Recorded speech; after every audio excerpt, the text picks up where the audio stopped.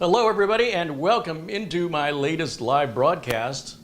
Today it is May the 4th, be with you, 2023. It is Thursday. My name is CareyHolzman and today, oh man, I've got to tell you, I know you guys have seen a number of mini PC reviews coming from me lately, and that's because this particular category is just taken off and things are moving so quickly. And I didn't realize yesterday, and I don't know if you were able to catch yesterday's show, but yesterday I did a review of the Minisforum UM560XT, and I did not realize at the time this is, as far as I know, the exclusive video review on this unit. It's not yet available for sale. You can pre-order it. And this unit, the NPB7, the subject of today's video, is a YouTube exclusive. I, as far as I can tell, am the first person to get one of these units. Once again, you cannot buy them just yet. You can pre-order them. I understand you can order them and they'll ship out later this month. And I just want to thank the folks over at Minisforum for giving me this opportunity to provide some different content from everybody else. Let everybody else do their reviews after me. I'm good with it. But every once in a while, it's nice to lead the way, you know? A win for the little guy, figuratively and literally. Now, if you haven't seen yesterday's video, be sure and check out the UM560XT. This thing, if you're playing games and you don't mind playing, let's say at 1080, and you don't want to spend $1,000 for a gaming rig, you can save a lot of money and still have your gaming. And check out that video from yesterday. Today's video, however, it's all about the NPB7. Now, this is sold as a bare bones kit or with different amounts of RAM and storage with Windows 11 Pro installed. I will say on the UM560XT, it had Windows 21H2 installed, which I was kind of puzzled. With a brand new unit, you'd think it would have 22H2. Yet on the NPB7, this has Windows 11 22H2 installed, Windows 11 Pro. It doesn't even try to connect to the network. I've never seen it do that before, but during the initial setup, it doesn't pull up the Wi-Fi, it just goes right to putting in your username. I don't know what they did, but hallelujah, because I personally don't want to create a Microsoft account. I opened this up last night. I just received it yesterday, and I checked it out. You know, I ran the CPU, not the CPU, I ran the Crystal Disk Mark benchmarks, and I ran the Windows updates, and just wanted to verify everything was in order, and took some of the Microsoft add-on stuff like Spotify and TikTok, just took all those little shortcuts out, and pretty much put it all back in the box, left it alone, so we can do a really honest, straightforward, genuine, authentic review of this. And I can't help but be really super excited about this. I think this is my new favorite mini PC. This thing blows my mind. And the reason why I'm reviewing so many mini PCs is because they cover the gamut of use case scenario. Whether you want something just really inexpensive to browse the web, check email, maybe a home theater streaming PC, you know, they've got them under $200. If you want something kind of middle of the road, you want to get some work done, they got those for, you know, between $200 and $300. You want to do some light gaming, but you don't want to drop $1,000 on a PC and you don't want to have this giant box, you got those for around $500 and $600. What if you want a full desktop replacement computer? Not necessarily for gaming, but let's say video editing, let's say literally anything but gaming. This right here. This is a desktop replacement in nearly every way, except of course, the CPU is going to be soldered on. And the motherboard and all of that is proprietary. So you don't have as much upgradability, but you have far more portability. And you could not build a desktop piece by piece for what this cost. This is significantly cheaper. And you know, my biggest issue, if I have one criticism from the folks at Minisforum, is the rubber feet that are glued on the bottom that cover up the screws for, you know, a part of the PC you're supposed to be able to get into it. And they don't make that easy. Well, that issue has been addressed in this model, and I'm super excited to show this to you because I am telling you, I am so hyped up for this. This is not an act. I genuinely, this could replace my workstation at Studio A easily, easily. Take up a fraction of the space, it wouldn't use as much power, and in many cases, it would be more powerful. So let me get the close-up camera out, and we're gonna unbox this, and I want you to see what I see, and see if you're as amazed as I am. And again, YouTube exclusive right here. We're the first with it, and that really excites me because that means, you know, I have no influence from any other content creator about what they might have said or done with the unit. My thoughts are guaranteed to be my own thoughts, my own conclusions. Now let me get the overhead camera out, and let's see if we can set this up correctly. We'll bring that over here. Bring this over here. There we go. Something like right about there ought to be good, I think. And then we'll turn the overhead camera on. Yeah, I am amped up. Okay, so let's see if I got the overhead camera hooked up in a good place here. Let's see, which camera is that? That's going to be called a close-up camera. Oh, way off, Carey. Okay. Bear with me here for a second as I get this sorted. Okay, so here's your top-down view. The Minisforum Venus series, you'll see here on the side, it's identified as the NPB7, 16 gigs of RAM, 512 gigs of SSD Gen 4 storage. All right, so check this out. I put it back in the box more or less the way it came, the way it was. When I took it out and updated it and checked it out last night, I tried to put it all back in the box exactly the way it originally was. So normally I would not keep this on here.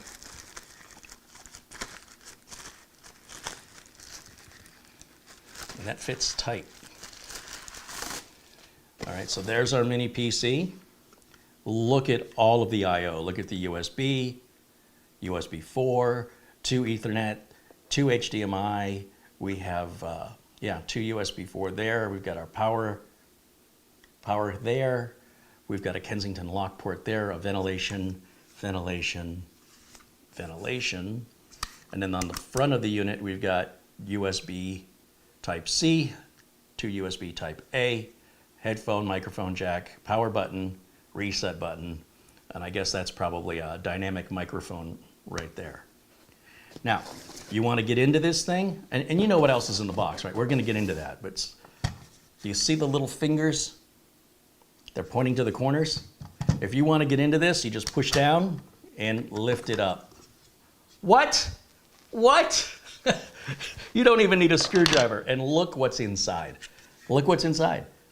This is our SSD heatsink that has a little fan on it. Yeah, it's actively cooling the M.2 NVMe drive. Here's our Wi-Fi card, easily accessible to upgrade. And there's our 2 sticks of 8 gig of crucial name brand memory installed. And this is this DDR5? I think it's DDR5. Yeah, DDR5 4800. Come on. How cool is that? And you just put the cover back on and just push it down and it's locked right back in place. Now I could see, you know, if you put stuff on this, you might accidentally pop up a corner, but you know what? I would rather have that than deal with those rubber feet that have to be removed. That is awesome. Furthermore, when we look in the box, what's the other thing I complain about? I complain that sometimes the power cables are too short. Well, check this out, ladies and gentlemen. Here's our power adapter. And it's got a longer power cable than what we're accustomed to seeing. And furthermore, oh, and this tickles me, it uses a regular old everyday common power cord that pretty much powers all desktop PCs. almost universally. Like I have hundreds of these. And you can get these at whatever length you want. They're super easy to find, and that solves that problem. Now, I will say, I'm a little disappointed they're not putting their name brand on the adapters, so I will get my label maker out and I'll put Minisforum NPB7 on here. So hallelujah, they did everything right on this. We've got, of course, an HDMI cable, our standard power cable. We've got our VESA bracket. We've got screws for installing an optional internal 2.5-inch drive in here. And then this will be the cable you'll need to hook up inside of the unit if you want to put the 2.5-inch drive in. This isn't as exciting as it gets. There's still more excitement when you see what the price is on this unit. If we go over to the Minisforum website, which I'm going to do right now, and let me grab the Windows capture, which will be right over here. I'm going to turn off the close-up camera. Why did my window capture not come up? Oh, I didn't turn it on. Silly me. Window capture on. Okay, so here is the Minisforum website, and there's a link to the website in the video description below this video. And if you go to the website, it defaults to showing you the previous model, or rather the current model, the NAB6. I was super interested in the NAB6. And Phil over at Minisforum said, if you're interested in that, wait till you see the NPB7. I was like, oh, really? So if we go over here to this tab where it says Intel Core i7-13700H, that is the NPB7. And if we want to look at what the specifications and prices are, first of all, it's $489 bare bone. So the way I have it with 16 gigs and 512 is $609. So it's up to you. And by the way, there's also 32 gigs with the 512 storage for $50 more than that, right? Is it 50 bucks more? $60 more. And then over here, 32 gigs of RAM with 1 terabyte SSD. And these do come with Windows 11 Pro. The bare bones, you would provide your own RAM, you would provide your own SSD, and you would provide your own operating system. And that's how they can get that price all the way down to $489. That is a bargain for the amount. Just price the CPU, folks. Now, if we scroll down here, I don't want this to confuse you the way it confused me. This specification is for the NAB6. We've got to click on the tab over here. And this tells us all about this unit, the Venus Series NPB7 13th Gen, which they exclaim more than powerful. It has the Iris Xe graphics built in to the CPU, DDR5 RAM, PCIe 4.0 solid state drive. It's got, they're advertising a new cooling design, dual Ethernet ports, dual USB4 ports.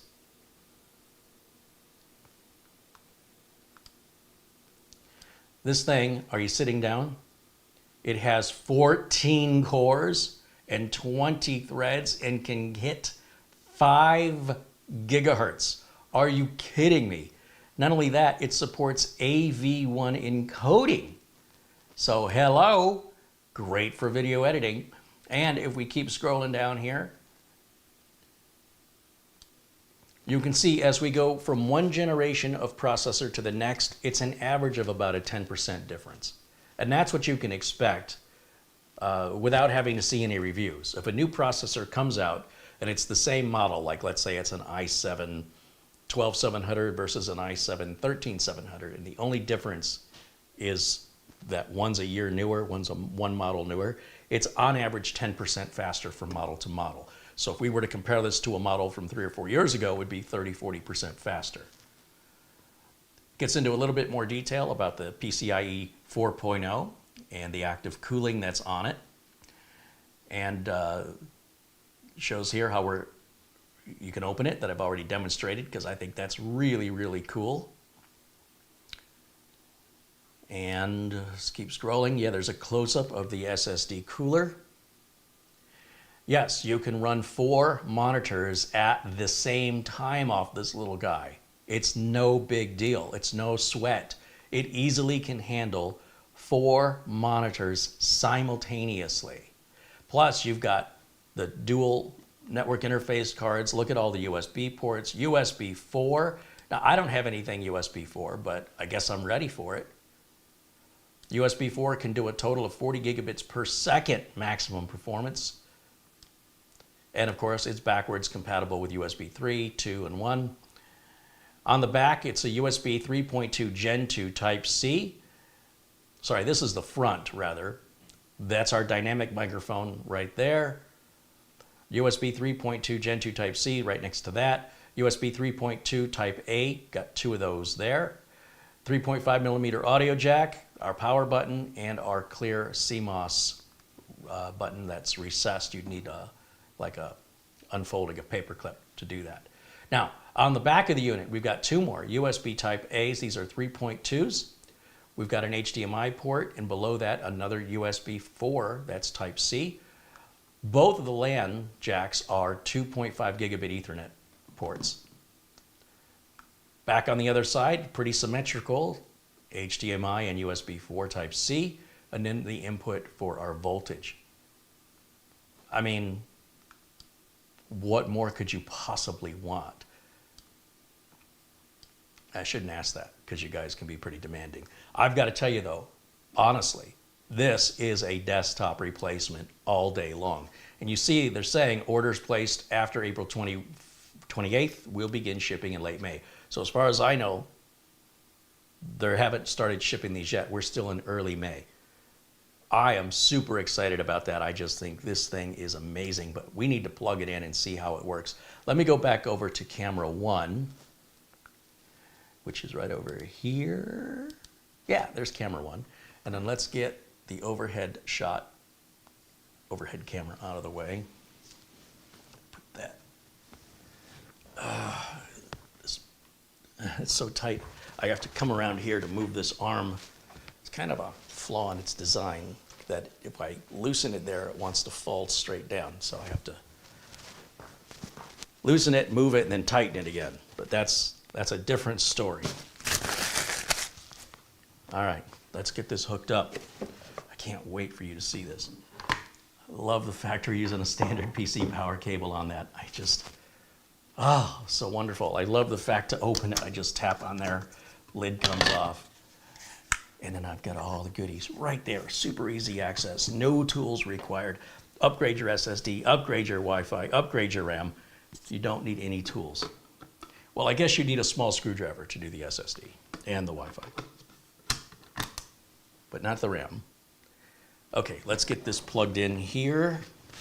Let's get a keyboard and mouse plugged into it. Put that and any USB port back here. And we'll turn these on. And let's see. Oh, I need to get an HDMI cable plugged into that. That will feed into the capture card. And an Ethernet cable. So we will plug those in. Either HDMI port doesn't matter. Either Ethernet port doesn't matter which one you want to use. And then I'll step back around. And I'm going to turn on the HDMI capture over here on the streaming build, which is right here. Let me turn that one on. And then what I'm going to do is put myself in a corner. Now, I would recommend that you take a look at the time on this video to see how long this thing takes to boot, because you know it's going to be fast. So let me reach around, find that power button, give it a press. And I hear nothing. Did it turn on? No, because I didn't plug power into the jack. Hey, I thought that thing was running awfully quiet. All right, standard PC power cable, which I love that. Now I'll hit the power. Whoops. Power, there it goes. And let's see how long this takes to boot. Once you give it power, yes, you still need to provide power to it. And I can make this video a little bit smaller here so you can see a little better.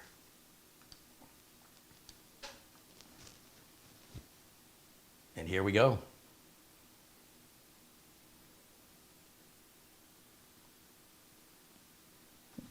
there we are. We're in Windows. I ran the benchmark, Crystal Disk Mark on it last night to see what sort of performance we're going to get out of that 512 gig SSD. And those numbers are right here. Now, are there faster Gen 4 solid state drives? Yes. As long as you want to keep paying more, you can go milliseconds faster if it's that important to you. What they're trying to do, what the folks at Minisforum appear to be trying to do, is giving you the balance of performance to cost. So that means they're not going to give you an overkill amount of storage, and they're not going to give you an overkill level of performance of storage, because by doing that, it's going to increase the price significantly. Just like shopping for a car, if you want the high performance version of the same car, it is significantly more money. I mean significantly. And when you compare what you're getting for what you're spending, you're losing value when you go to high performance. But you still can do that. You can order the bare bones version of this case, of this NPB7, and put up to 64 gigs of RAM in there, DDR5, and you can put, I would imagine, a 4 terabyte SSD should be just fine in there if you wanted to do that. Bearing in mind that the Western Digital 850X 4 terabyte NVMe drive at Amazon today is $349, which is about 80% of the cost of this entire system. So that's why they're not just throwing that in there, because then it wouldn't be as attractive financially, cost-wise. So let me pop into the chat. I'm so excited. This thing is so cool. I'll tell you something else I like about it.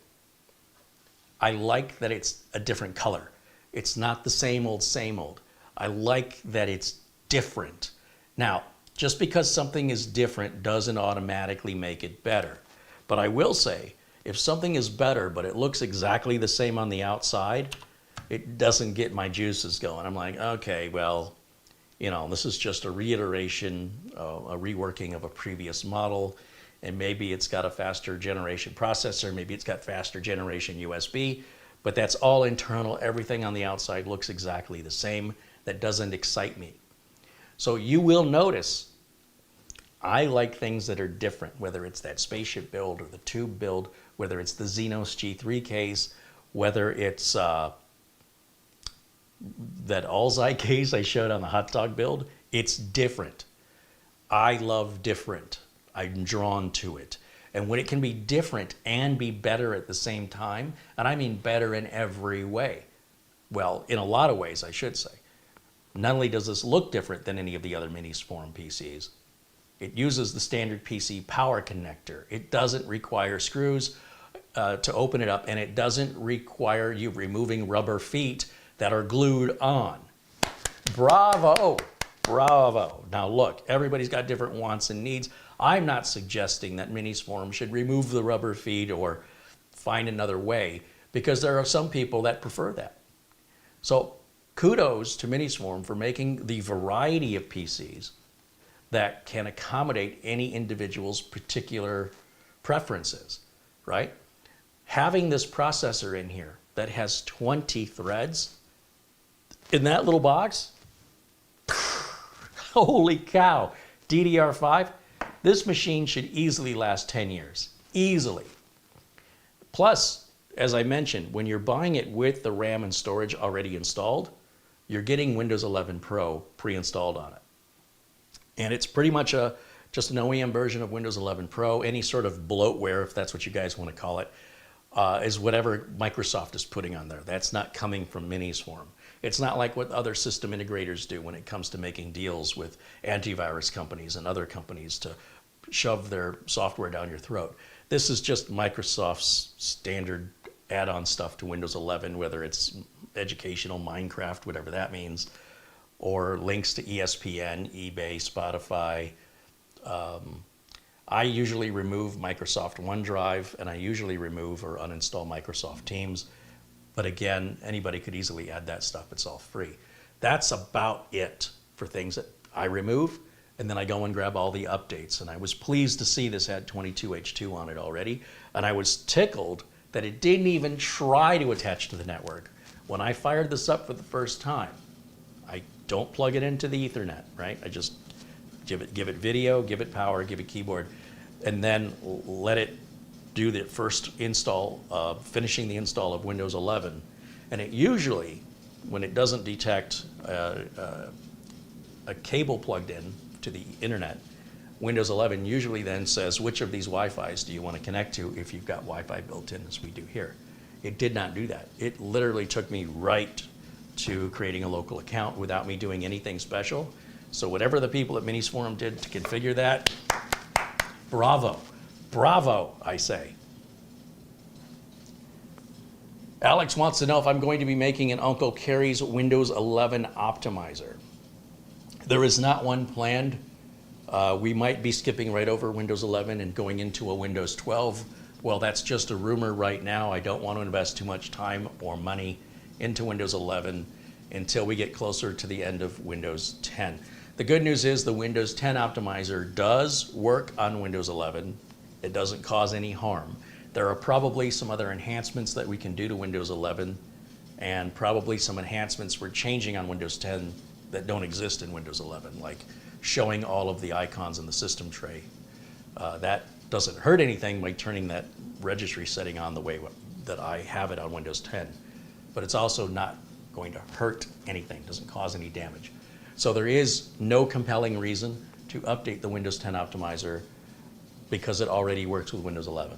And Windows 11 may be a very short-lived operating system. And I'm saying the word maybe. We just don't know if in fact Windows 12 is real. Typically, Microsoft releases a new operating system in October. We're too close to October for Windows 12 to be a thing this year. But October of 2024, and certainly October of 2025, when Windows 10 support ends, if there's going to be a Windows 12, it'll likely be in October of 24 or 25 that Microsoft introduces it. If Microsoft does not introduce it, then what that means is people were just rambling on about a Windows 11 update, and they're calling it Windows 12. Microsoft won't tell us what they're doing because they don't want the competitors to have an upper hand, and they don't want people to procrastinate buying their latest operating system because something else is coming around the corner. So they want you to buy what they have now, and they will not downplay the value of what they're offering today. They'll tell you, we don't know what you're talking about officially with Windows 12. We don't know what you're talking about. And that's why they do that. That's to protect their shareholder investment, and it's also to keep people, more or less keep people coming back. That's just business. It's how all businesses are run universally. I've never seen a business that operated any other way that remained in business. So, and that Windows 10 optimizer, that's available at d7xtech.com. It's very inexpensive. You can run it limitlessly on as many PCs as you want. I only ask that you don't give it away to people. I don't mind if you want to run it on all your friends and family's machines. But if they want a copy of it, please tell them to support the channel and buy it. Because if you copy it for them, I mean, there's nothing I'm going to do. I'll never know. But if you do that, and enough of you do it, then any sort of investment that's required to develop a future optimizer, the funds won't be there. If it's costing me to sell stuff where I'm losing money on the sale, I mean, what would you do? Just stop making it, right? Stop offering it. So, and it's very inexpensive. I made it very affordable with no restrictions. There's no activation key. You can run it any amount of times you want. So I'm just asking you, well, I'm perfectly happy with you running it on as many machines as you want. After it's been run, if the machine's not yours, please remove that program and tell people where they can buy it if they want it. It's very cheap, and the more money this channel can bring in, the more amazing and more often I can bring you content. One is related to the other. All right, thank you for the question.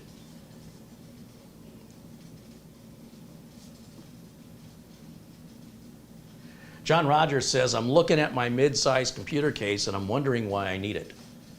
Yeah, me too. I have a number of business clients that all run the Corsair 200R, and before that we were using the Leon Lee PC99. with the idea being that, hey, you never have to buy the case and power supply again. We can just keep putting new motherboards, RAM, CPU, storage in there, and that'll save you about $100 every upgrade, at least. But then, of course, the cases, they only have USB 2, at least the Leon Lee PC99, still will fit a proper motherboard and everything. It's just we don't have front port USB 3 or Type-C. So you have to get a new case if you want to keep up with that. And the amount of we're saving isn't really that much after all, you know. Once it's all said and done, what's $100? So I think a lot of my clients are going to be moving to these mini PCs. And especially when these mini PCs can outperform the current desktop machines they have now. I bet you this little Minisforum box right here outperforms 90% of the viewers' computers that are watching this video right now today on May the 4th, 2023. In fact, if your computer's more than about a year old, maybe about if you bought a super high-end computer 2 years ago, with the exception of the graphics card, this thing is probably going to spank it. So, and if you see how much money this is, and you go to Newegg or Amazon or PC Part Picker and build a system of equivalent specification, I'd be very curious how much more money that is than just buying this where it's already done for you.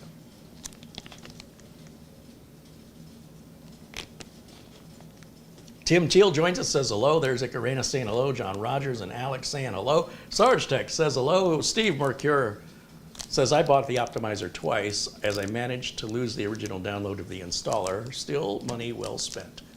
Steve, I appreciate that you paid for it twice. You could have also reached out to the folks at D7X Tech and said, hey, I bought the optimizer. I've lost the download. I've lost the link. This is my name. Hopefully you have a copy of the email receipt, but if not, they could look up your name and then provide you that link. But I appreciate that you've paid for it again. David Rivera wants to know, do you think gaming PCs in the future will be like these mini PCs? Seems like a great device due to its size and portability. Yeah, I don't know, but it's going to be determined by the needs of the user. So when it comes to workstations at office places, yes. When it comes to most home consumers, yes. They don't need that big box. However, laptops still have their place, tablets still have their place. Some people are just fine with nothing more than a smartphone. Other people are just browsing, streaming stuff on their smart TV and don't need it.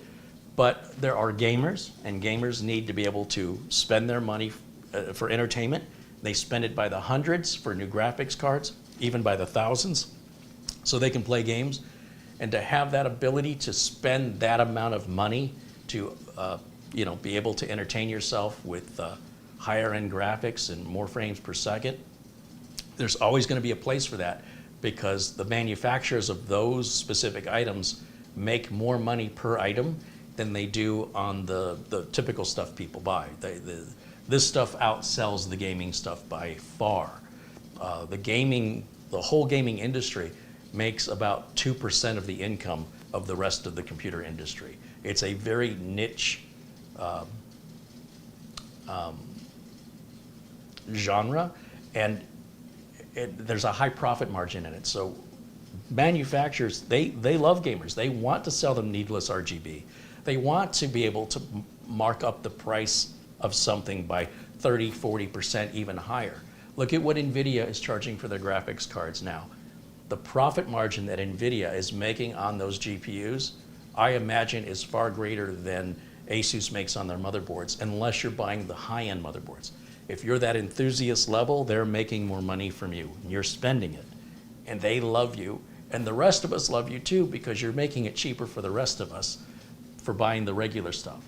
So there is, that level of enthusiasm is expensive. It's sort of like snow skiing. Have you seen how much skiing equipment costs? Look at how much golf clubs cost. Look how much the fee is to go play golf. That is a very expensive form of entertainment. And don't let me stop you. But as long as those people are willing to spend that kind of money and they have those demands, then there's always going to be a need for a case that can house these giant, heavy graphics cards.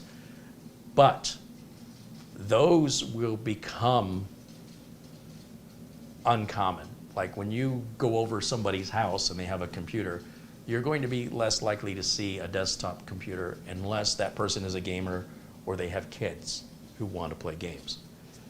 Nothing against games, they're just very, very expensive and very time consuming. I enjoy playing games when I have time. I just haven't had time lately because one of the games I enjoy most is helping customers solve problems and earning money. That's my favorite game I've ever played. Trying to keep myself in business is the most addictive game I've ever played. All right, let me just take a look here. In the chat, Dan Nilsson says hello. Roy Starman says hello. There's Thomas Backenstow saying hello. Thomas says, Carey, you built mine and it's so fast. Yes, yeah, absolutely. There's two of them I sold to you, right, Thomas? And they're little rocket ships and they're fully upgradable and totally modular. But they're also way bigger than this. Pros and cons.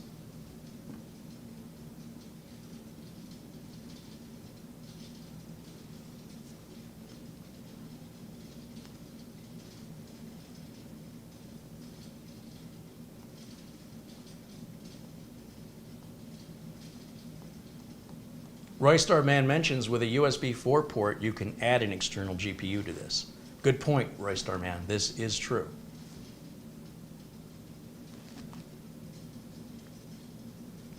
Alex wants to know what's the best mini PC brand. Well, it's really hard to determine what defines best. That's like asking me, is Tyson branded chicken better than Redbird branded chicken? Which poultry tastes better? At the end of the day, they're both chickens. The determining of what is best can be rated on many different variables that people will place a different value system on from one person to the next. Availability, reliability, support, cost, and what kind of CPU, what kind of graphics card, what kind of RAM, how much, what kind of storage and how much, what operating system, if any. All of these things you will uniquely place in an order of priority of value to you as a person that does not reflect typically many other people. So when it comes to brands, the best I can tell you is stick with a name brand. So the name brands I've been focusing on here on the channel are, of course, Intel with the original mini PC, the Nook. There's also Minisforum. They've just celebrated their 5-year anniversary. Ace Magician and Cam Rui are the same company. They've celebrated 10 years. B-Link. B-Link is another one that's been around a number of years. As long as you buy your computer, and I strongly recommend, if you have any reservations or concerns, buy your computer from Amazon, because Amazon has a 30-day no-hassle return policy. You can return it for no reason, just because. And Amazon says, no problem. You don't even have to pay the return shipping. They will give you a full refund, so long as you include everything that you purchased.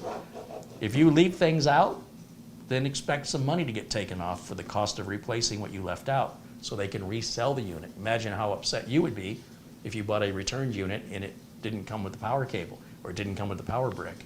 So have courtesy for the next person and you'll get a full refund.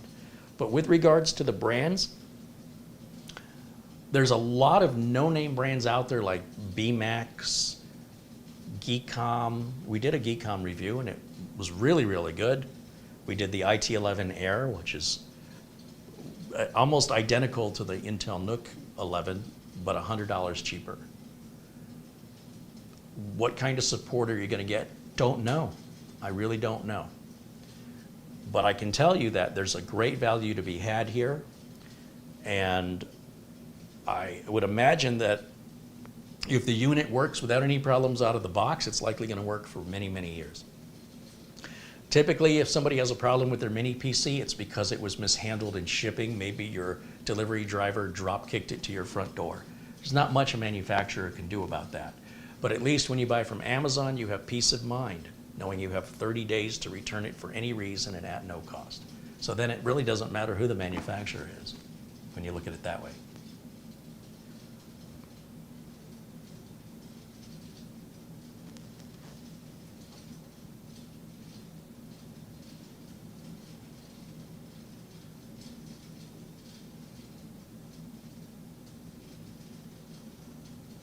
What's the Netflix tool? Oh, it's not a tool. Netflix is an app that Microsoft includes in Windows 11 to get you to sign up for Netflix to watch movies. You never heard of Netflix before?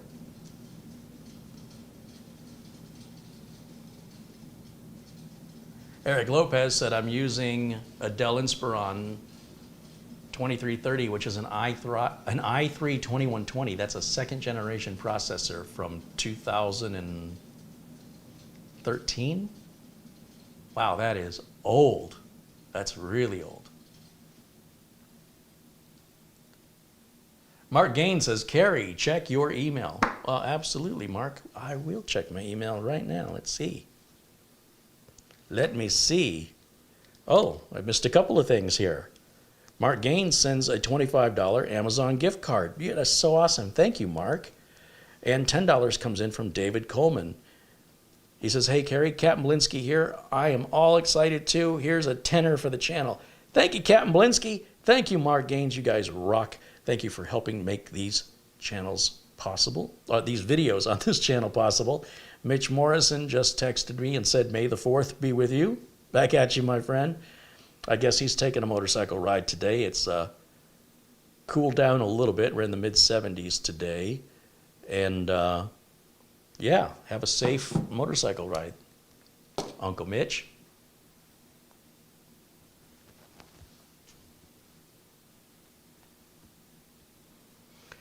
Lawn Dog says, here's a mini PC that's 25% more powerful than my full-size ATX desktop computer, which I can do absolutely everything on, but I cannot compete with this mini form factor. Yeah. David Rivera says, Carey, I just got the optimizer. I like to support this great channel. Awesome, David. And you know what? The optimizer, you just run it, hit apply. Don't run it from a flash drive. Copy the file to the desktop, run it from the desktop. I don't know why it sometimes works a little wonky off of the flash drive. Keep it on your flash drive, but anytime you want to use it, just copy it over and run it locally on the local storage drive. And then you can remove it or you can leave it on, whatever. But thank you for supporting the channel.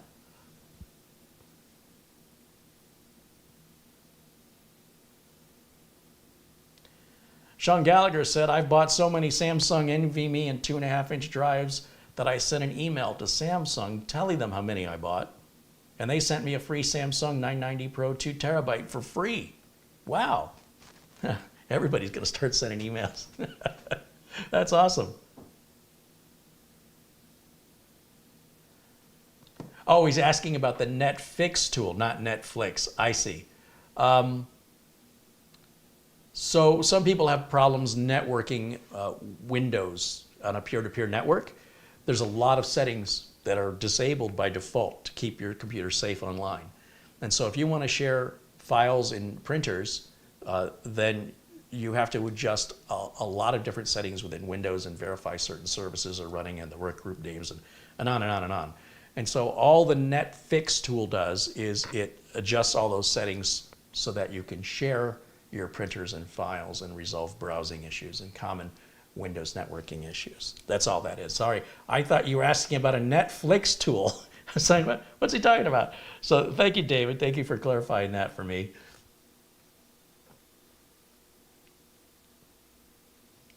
Bryce Hosking jumping in the chat says hello, as does Flip or Flop and Piter VZ.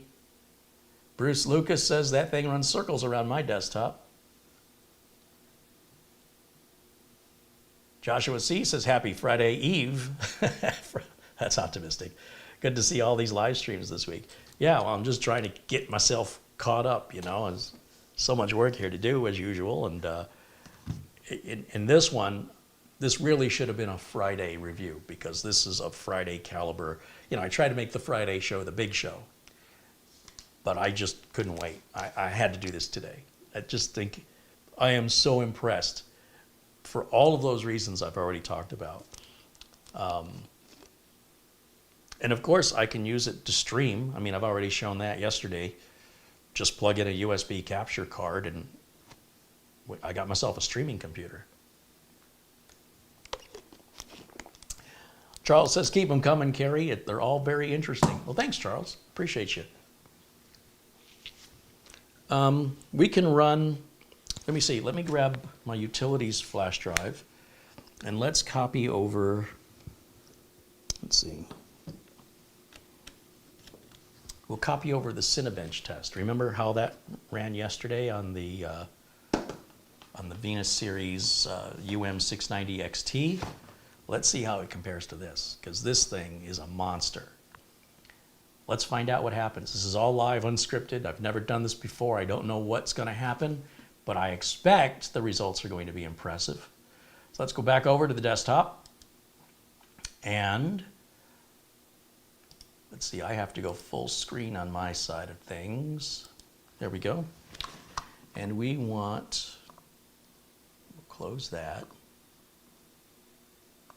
Close. I want to grab PC testing software, and I want Cinebench R23. We will drag that out.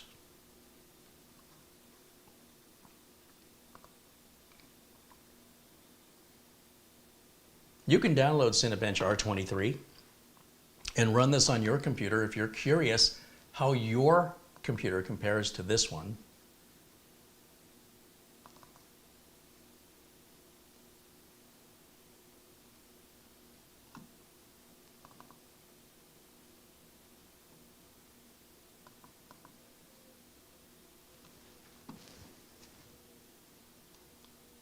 Accept this license agreement. And we'll start this test right up here. And so while that runs, I am going to, well, that's, look at how fast that's rendering. I'm going to put myself in the corner here. So bear with me for a second as I move my video right up here. And then we'll keep an eye on what's going on with this. Is Buster in today? You know, I haven't seen Buster in a couple days. Hopefully he'll be watching this video a bit later. It's a pretty big time difference between us and Scotland. But Buster, when you're watching, I don't think it's a matter of if, I think it's a matter of when. Just want to say hi, we're thinking about you.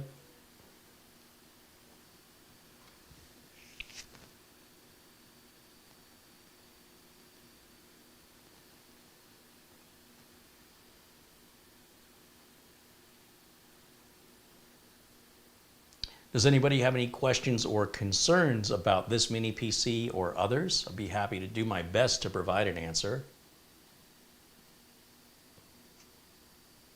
Eileen Novak says hello. Welcome in, Eileen. There's our friend Luke Greenia joining us. Randy Reed says hello. Sam Mack says hello. Jason H88 saying hello. Eric Lopez. Greg M. All saying hello. There's Gil Garcia. Elko Stoffels says hello. Dan Nilsson. Paul McIntosh. John Rogers. David Moore. Glenn's Music. Abdul Azim Patel jumping in says hello. There's our friend Mats Olaf, who joins us all the way from Sweden. George Z says hello. Michael Mancini, Johnny Weld, and Robert Chakowski all saying hello. Hi, everybody. Hello, everybody. I'm Dr. Neek. All right.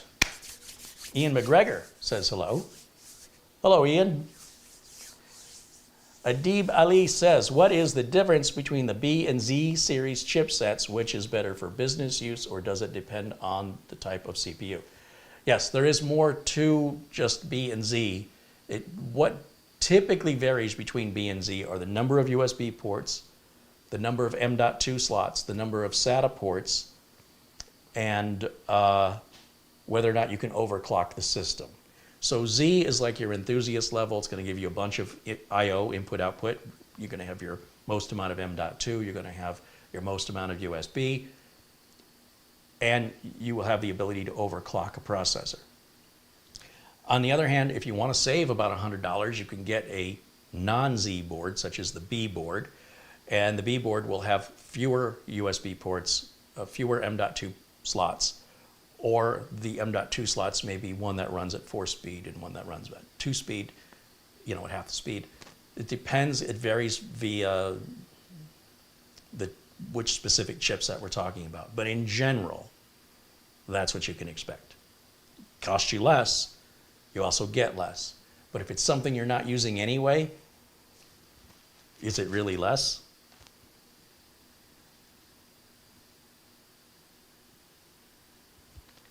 Bruce Lucas says, yeah, my computer will pass on R23. It's not going to run it. I tried to use it last night, he says, and spent most of the time waiting on the hard disk drive. I plan to grab an Inland 512 gig at Micro Center. Yeah, that'll make a big difference. Charlie Beamer says, wow, that's rendering much faster than the unit you reviewed yesterday. Well, this is 20 cores. Well, this is 20 threads, right? Yesterday's unit is also a couple $100 less. Yesterday's unit is an AMD Ryzen 5 5600H. They both have 16 gigs of RAM, but this is DDR4, I think, isn't it? On the Ryzen 5. So, again, you're going to spend less, and it ran fine. It just wasn't running like this. But this does cost more, and this is a more powerful processor. So there's no voodoo involved in this. It's just, it's like car racing. How fast do you want to go? How much money do you have to spend? But the good news is, this is cheaper than if you were to build it yourself. To build a desktop to the equivalent performance that matches the solid state drive, the RAM, the DDR5 4800, the power supply, the Windows 11 Pro, the case, all of the I/O, the 2 network ports. There's no way you're building that for $600. It's not happening. Well, let me rephrase. The $600 price is bare bones, so you still have to put a solid state drive and RAM in it. But don't take my word for it. Go to PC Part Picker, put together an equivalent system, and tell me what price you get. Not to mention, you've got to do all the work and wait for all the parts to arrive. This is already built and ready for you.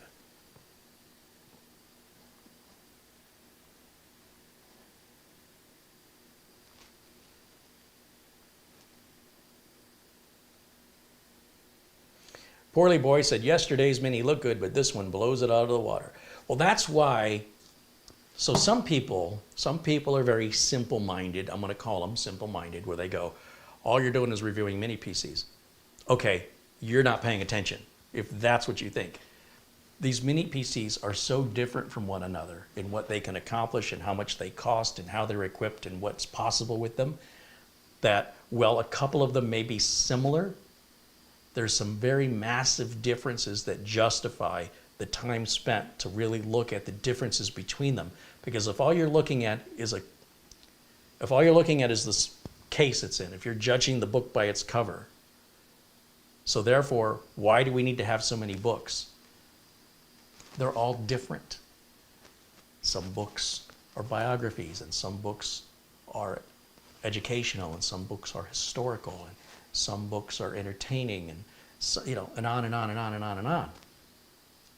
Some books are for children, some books are for adults. Some books are thicker. So I don't want to review items that are so similar that every video is like the same. If you're seeing me review a Mini PC, it's because that Mini PC is offering something very different from any other Mini PC I've reviewed. With a few exceptions. There have been a few where, say take for example the really low-end ones that are under $200. Anytime I can showcase a brand new computer that comes with Windows 11 for under $200, I want to bring it to your attention because people watch this channel from all over the world. And one brand may not be available to people in certain countries, but another brand might be. Furthermore, one brand may give you a little extra something that's you find value in for the same cost.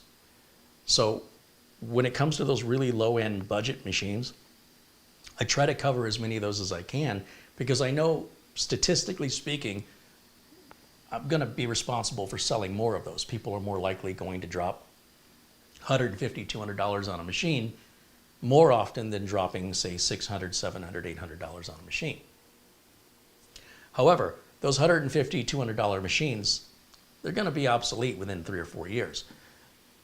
This machine at twice, 3 times the cost has 3 times the lifespan out of it. So it's less hassle of having to move your data over and do that whole transfer of everything, migrating everything over.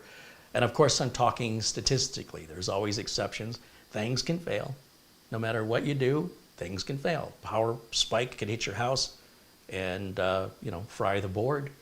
Obviously, it helps if you're plugged into a surge protector, but even in some cases, a surge protector won't protect you.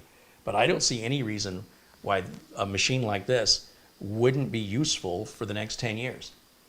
And not unless there's some drastic change in the operating system, I think this is probably going to be able to handle it. In fact, I would encourage you that if we're all still around in 10 years, ask me how that machine's doing, because I bet you I'll still have it and I'll still be using it. Think about it. It may seem like, hey, $600, but the longer you use it, the cheaper it gets. The cheaper, the $150, $200 computers, those are fine for now. It's not that they're less reliable, it's that they're going to start to feel so slow in 3 or 4 years, you probably will want to replace it because it's going to you're going to get sick of waiting. That's what's going to happen. You're like, this thing takes forever. That's what happens with the cheap computers. That will eventually happen with this one, but much, much later down the road. So you can pay a little bit more now, so you don't have to pay statistically to replace it that anytime soon.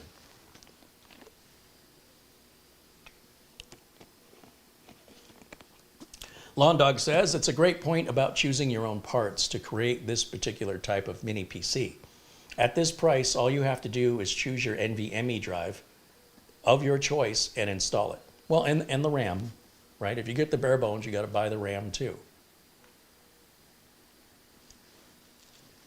But you can pick what size module, what speed, and it's super easy. You don't have to be a rocket scientist to install RAM in an NVMe drive and install Windows. And you can get the Windows operating system legitimately, very inexpensively, from VIP CDK Deals, who's the only, he's one of few regular sponsors on this channel. And it saves you guys a ton of money. And they are legit keys. They're guaranteed, absolutely guaranteed it's going to activate. You don't have to call Microsoft. It's going to activate online, just like a retail key, no differently. And the only difference is you only have 30 days of support. So if you have any problems after 30 days, well, welcome to the world. The same is true if you bought a TV at Best Buy. You buy a big screen TV, you put it in the garage, and you wait 45 days before you open it, and then you open it 45 days after you bought it, only to discover there's a big crack in the screen. Try taking it back to Best Buy and see what they say. There are a few retailers that would take it back, Costco, but then you're paying $120 a year or something for membership for that. So you're still paying for it. If you want inexpensive, you're going to trade that off for less in the way of ongoing support. Typically 30 days is a normal support range. And I can tell you that when you buy a Windows license, it stays licensed to the hardware regardless. When you buy an Office license, you may have to buy another license every time you need to reinstall Office. And the way you can avoid that is simply by imaging your computer using a program like Acronis. Once you've got all your software installed and activated, image it to an external drive. And then if you ever need to format and reinstall, which nobody should be doing in the 2020s, but if you're still old school and you want to still do things the old-fashioned way, the painful, time-consuming way, well then do it smarter, and restore from your image backup, and it'll put everything back the way it was, literally take you back in time, data-wise, and restore everything, the temp files, the wallpaper, the icon locations, the activations, as long as it's on the same motherboard. Now, if you restore that image to another motherboard, that's piracy. That's how it's seen, and you'll have to buy new licenses. The good news is these licenses are about 90% cheaper than a retail license for Microsoft. So you could buy them over 10 times and still save money. But they are guaranteed to work, absolutely guaranteed. And, There's no reason to pirate stuff anymore, not operating systems or Office. It's so affordable. And why risk getting a virus, and why risk your activation breaking with pirated copies? If you're going to do that, just go download a free copy of OpenOffice or LibreOffice, or just use Google's applications. You don't even need Microsoft Office if that's your justification for piracy. Just don't use Microsoft, use another product. And as for Windows, like I said, it will stay tied to the motherboard. So unless you change your motherboard, you shouldn't ever need to enter that activation code ever again. Even on a wipe and reinstall, the Windows Update Server will recognize your hardware, the serial number of your motherboard, and it'll reactivate your Windows for you automatically for the life of the machine. Unless you've used that product code on another machine and activated, the last machine it's activated on is the one it stays tied to. Unless, see how there's all these caveats, they do sell licenses, like VIP CDK Deals sells a 2PC license, meaning you use the same exact license for Windows on 2 entirely different computers. And it'll save you a couple bucks. It's a little cheaper than buying 2 licenses that are completely different. You buy 1 license that can be activated twice. It's not a big savings, but every penny counts. Roy Starman with a $10 super chat says, does anyone know of making the external GPU USB 4.0 interface gizmo? You'd buy the enclosure. You just shop on Amazon or Newegg or whatever for a GPU enclosure. Mats Olof contributes 100 Swedish krona. He says, this was interesting. Oh, our test finished, didn't it? Let me go full screen over here so I can see. These are our numbers. Let's go ahead and start the second test, and we'll let that one run. Okay. Thank you, Mats Olof. And thank you again to Roy Starman. You guys rock.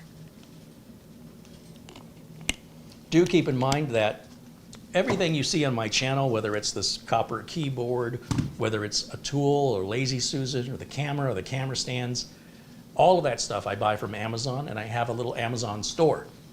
You can visit that by going to amazon.com/shop/CareyHolzman, and you'll see there's one of my stores is everything you see, or everything you see in my videos.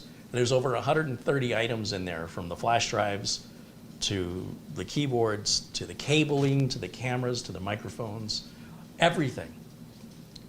So if you're first thing, if you see something, if you see me using something and I'm not talking about it and you want to know more about it, hit my Amazon store. The link for it is in the video notes of all of my videos, including this one. At the very top of the video notes will be a link to whatever I'm talking about. That'll be the first link you're going to see. So today, we're talking about the Minisforum NPB7, and the very first link you see takes you to the Minisforum page. It will not take you to Amazon because these are not available for sale yet. So Amazon doesn't have them available to offer you to buy. If you want to buy one now, you have to buy it direct from Minisforum. Hence, that's why those links are there. Further in the video notes, you can follow me on Facebook. Well, you can friend me on Facebook. You can follow me on Twitter.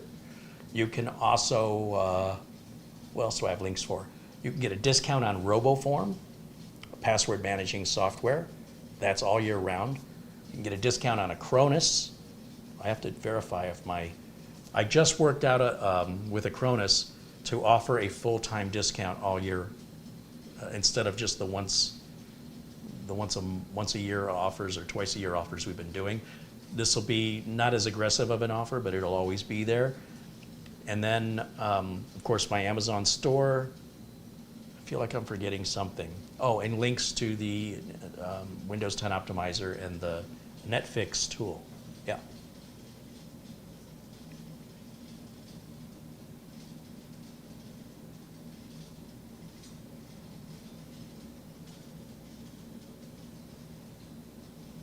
Steve McCure says, this little mini PC smokes mine.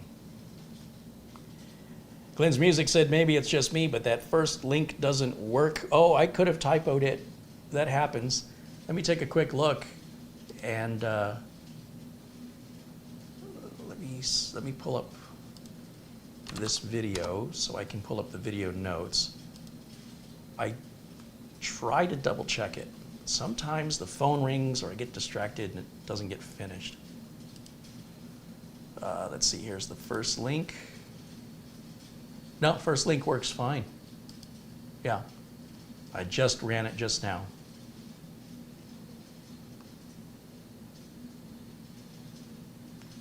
Let me try the second link. Second link works. I don't know, anybody else wants to test it? You can let me know your results.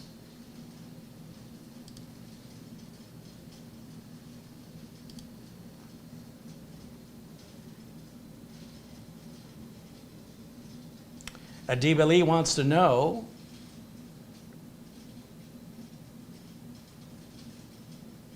have you still got your ASUS router?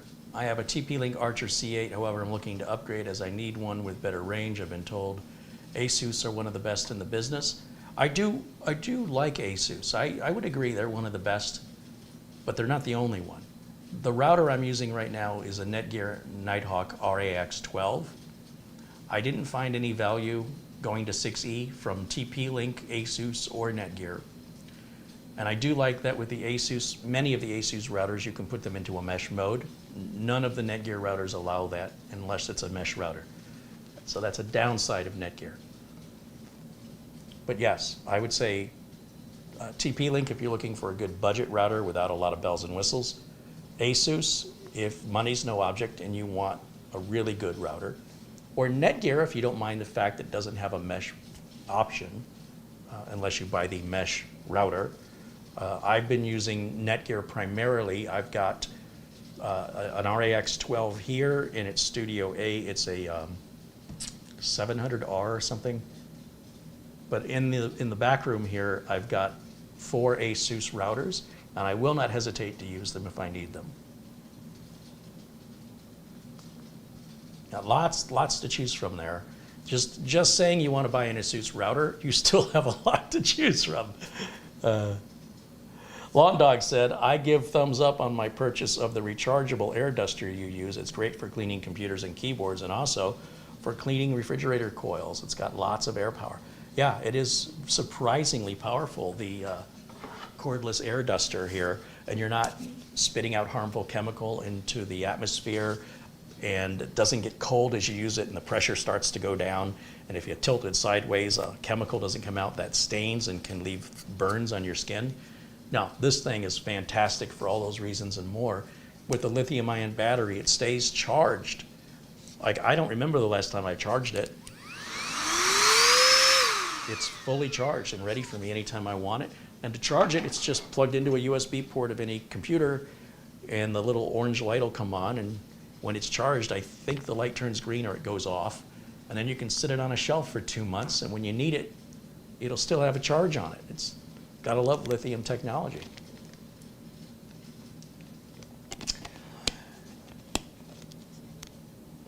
Ism wants to know, is the Mini PC making loud noise while running Cinnamon? No, I can barely hear the fan. And of course my air conditioner is turned on, so if you're hearing that weird sound in the background, that is louder than any noise this is making. So this is relatively quiet, especially while it's working like that.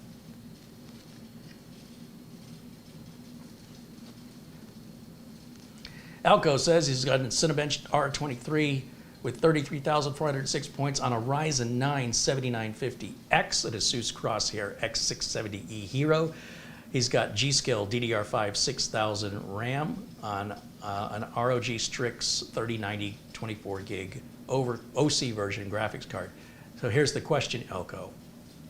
This is $600. How much is your computer?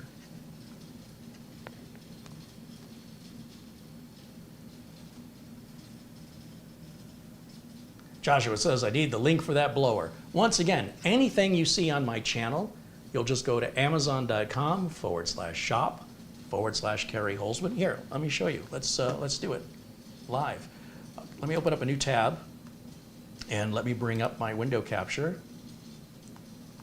So if you don't want to scroll through the video description and click on the link and you'd rather type it in by hand, let me show you how that's done. We're just going to go up here and we're going to type amazon.com/shop/CareyHolzman. And bingo. Now you'll see these are what's on sale. I always update this on nearly every day. And these are items that I think are a really good price right now. Well, that's not a good price anymore. I haven't checked it, but there's some really good deals here for a number of different items. And be sure and check this daily for really good deals. And then, going back, one of the other shops is equipment and tools that I use. Now this is the one that's got over 100 items in it.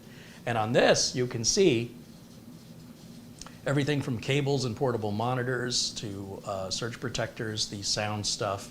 And as we scroll through here, there's a wind cool duster. I think I've got another one in here too. There's a number of them that looks like all they're doing is putting their name on it, and they're otherwise exactly identical. I think there's the router I'm using right there. Let's keep scrolling down. This is the close-up camera, not the one that I just used, but the one Camera Girl uses.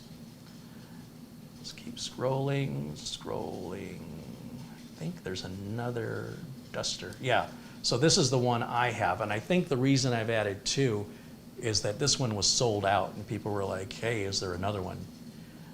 But this is the one I have, the Cooney. $53.99. There's a $10 coupon that makes that $43.99. Free delivery. How much was the other one?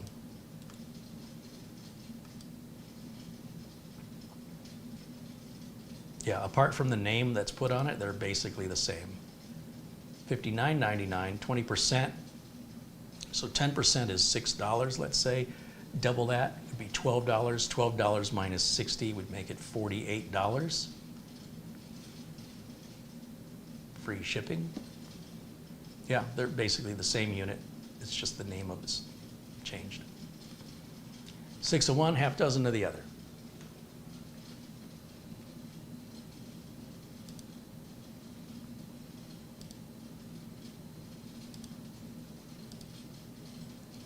All right, how are we doing here? Did this test finish?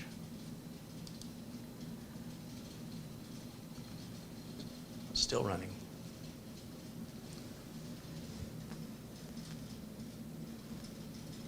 Positive Gene said, the Netgear RAX 120 wireless router didn't work for me. I tried it with 2 different units, and they had the same rebooting issue when downloading things, or I guess more heavy usage, constant reboots. I don't know, did you buy those returned or did you buy those new? I found my RAX 120 to be far superior to meet my needs than the offerings from both the RAX 500, the replacement, that's Wi-Fi 6E, the ASUS Wi-Fi 6E, and the TP-Link Wi-Fi 6E. All those routers went back. They were a complete waste of money when my RAX 120 did everything they did for a fraction of the cost. So I don't know what's going on. Maybe you got some bad luck, or maybe you were buying returned units, and maybe that's the reason they were returned. But thankfully, if you got it from Amazon, they have that super easy return policy, so it didn't cost you anything to send them back.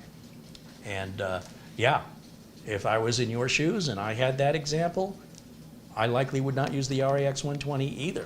But it certainly doesn't align with my experience. My sister also had to replace a router, and she got one of those returned RAX 120s. No problem, it's been in place ever since. But when you are buying the returned items, you never know why it was returned. In most cases, I think people don't know what they're doing. But in some cases, there could be intermittent issues that appear. And that's why when I'm buying used items from Amazon, I always make sure it's coming from Amazon warehouse, so I have that peace of mind that I can return it. Otherwise, if I don't want to mess around, I'll buy it new. I don't know if you bought yours new or used, but it would seem unlikely a new one would do that, let alone 2 new ones.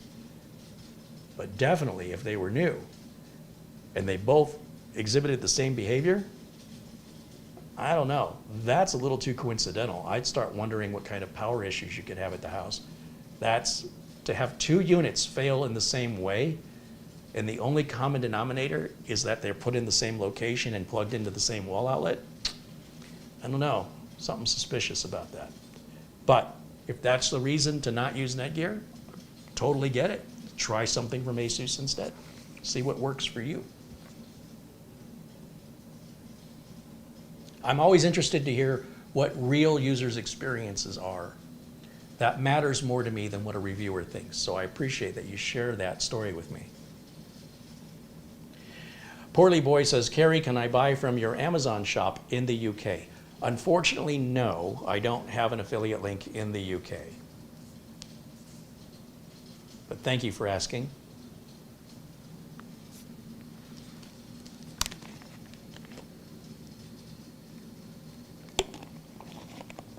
I don't know what the numbers are, but on the left side of the screen, it's showing orange for our test run, putting us all the way at the top. I wonder if it's going to stay there when it's done.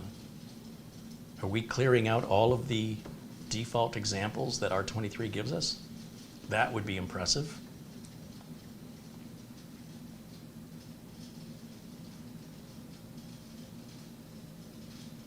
Lawn Dog says, Carey, I just purchased the Cooney Air Duster, and if my endorsement matters, I would endorse this product. It really does seem to hold its charge. Oh, he's purchased it previously. It really does seem to hold a charge, even when not in use, and that is unusual. Well, it's unusual for us older folks who are accustomed to nickel hydride rechargeable batteries, nickel metal hydride. These lithium-ion batteries they use today, whether it's a smartphone or they have these little portable car jump starters. You can jump start your car with the little box this big. You charge it through the USB port, or you could plug it into the wall and charge that battery. Throw this little thing in your car, and if one day your battery dies and your car won't start, you just plug this little tiny lithium-ion battery pack onto it, and it can charge your car like 3-4 dozen times on one charge. It's mind-blowing. And the fact that you can just keep it in the car for months, and it still should have enough of a charge, even being ignored for months in the car, that it will still hold the charge on that battery to keep jump-starting your car multiple times. I try to make it a habit about every 4 months, every 4 to 6 months, take it out of the car, plug it in, charge it up. Because when I need it, I need it. It also works to charge up your smartphone. It can work as a flashlight. It's just amazing what battery technology is doing today. Elko says you can hover the mouse over the orange bar and see its interim score. Oh, well, I think it's already finished. Looks pretty impressive to me, and my air conditioner just shut off, so I don't have to shout over the AC.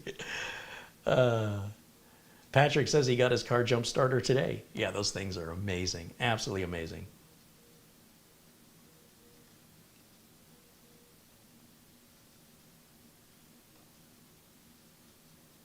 Sarge Tech said that AC1200 Asus router you recommended as a returned item. Yeah, those things were what, $20? He says it's working flawlessly. I couldn't be more pleased and save some coin. Thanks again. Awesome, I'm glad that helped you. Adib Ali says he has the Archer C8 AC1750. That's a good router. It's a bit old, but you know, are you looking to upgrade for any particular reason?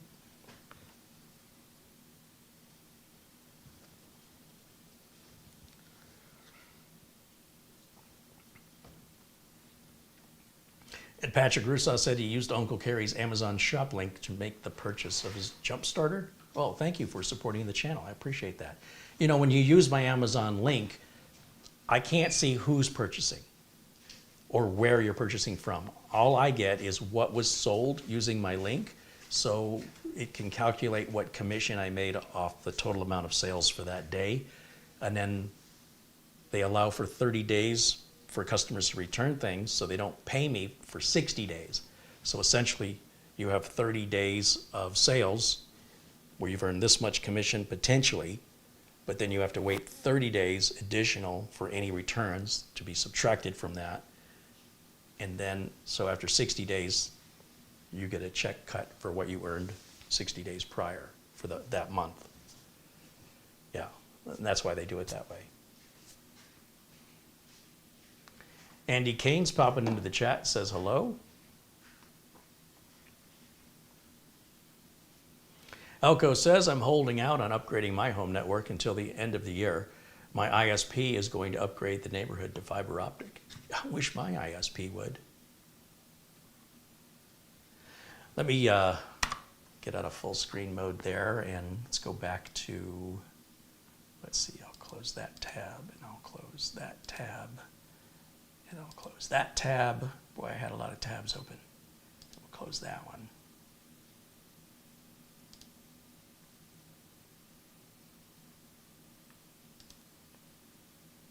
Let's take a look at what hardware is in the device manager on this. So now that we have our final Cinebench numbers, I can close this. We'll go to the Start menu, right click and go to Device Manager. And we can see that we have Intel Iris Xe graphics built into the CPU. As for network adapters, we have Bluetooth, we have an Intel i225V and another Intel i225V, 2.5 gig LAN. And then we have the RZ, I can't read that.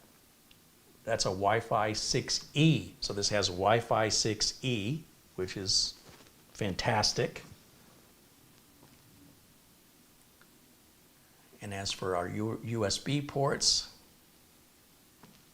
look at all that. If we go to the system properties, I right click on this PC, go to properties, you'll see here that it shows this is the 13th gen. This is a 13700H CPU, 16 gigs of RAM, and 0.2 of that is used by the video card, the onboard GPU. Of course, we've got Windows 11 Pro, 22H2, and it is activated. Just to verify that, I can type in the word activate.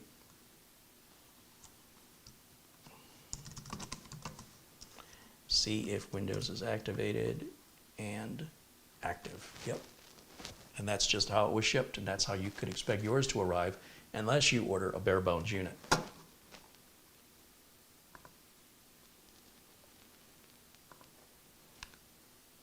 Crystal disk.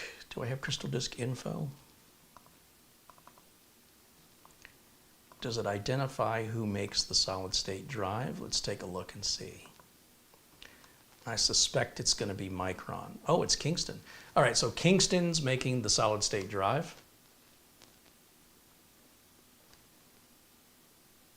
And the RAM is Crucial.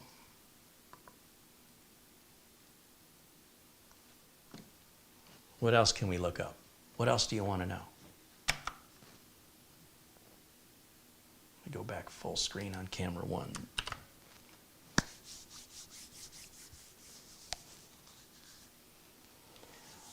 Charlie wants to know what temperature is the Mini running at. Well, let's switch back over to, the fan isn't loud at all. So my first indication of being concerned about temp would be the sound of the fan. So given the fan is so quiet, I know the temperature is not hot. But what exactly is it? Let's go take a look. Hey, there's our good friend Madi Yoel. Hey, Madi, haven't seen you in a while. Thank you for the $10 super chat. All right, let me go over to temp.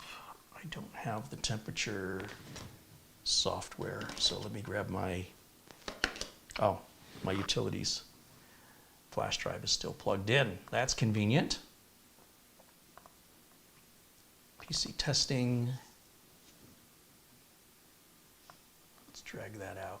Whoops. Drag that out. Double click.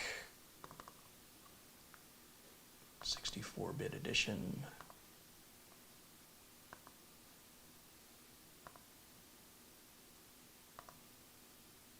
Huh, surprised it's doing that. Guess it needs that to work.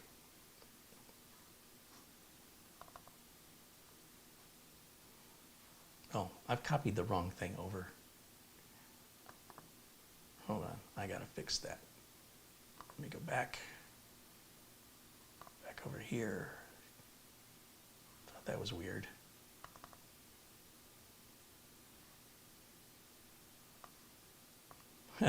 The mouse is clicking kind of weird, so that's why I'm having difficulties over here. Let's try that one more time. 64-bit. Yes. We'll do sensors only.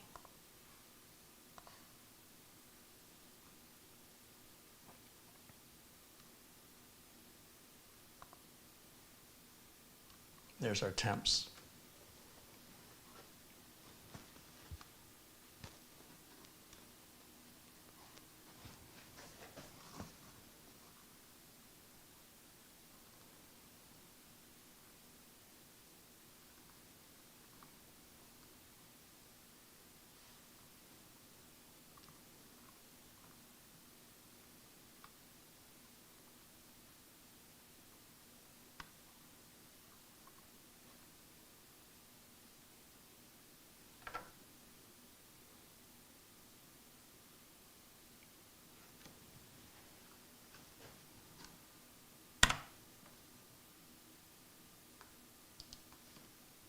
Looks good to me. What do you think?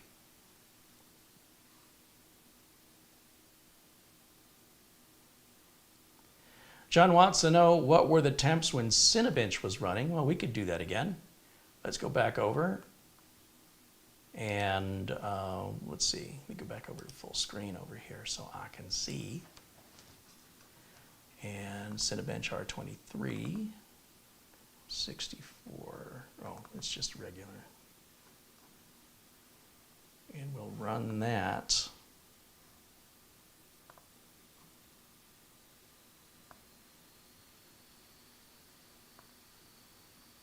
There you go.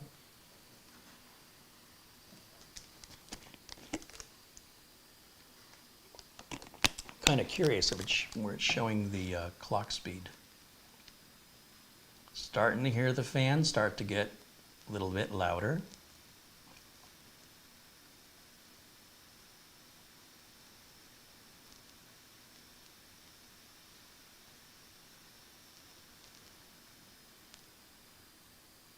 Oh, fan is quieting down now.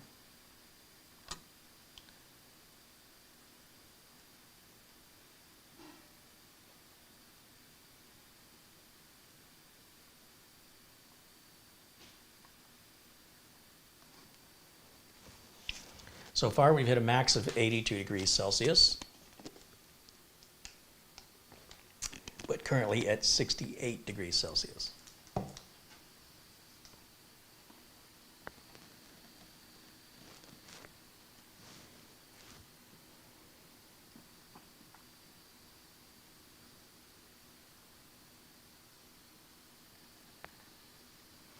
Thomas Bagenstow says, my computer is definitely faster because you built me an incredible machine. And of course, it cost quite a bit more cash, but well worth it.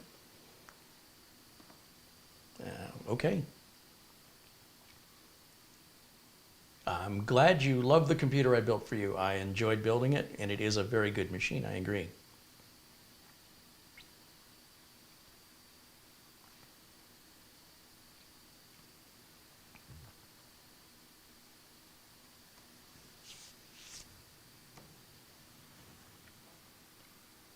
So while we're waiting for these tests, does anybody have any other questions that I can answer? This will be the time to ask.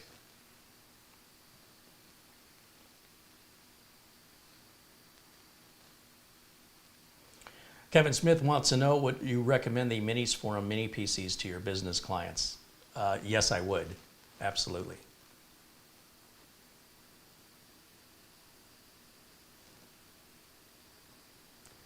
Carey, how often should you upgrade your router? About every 5 years would be my recommendation.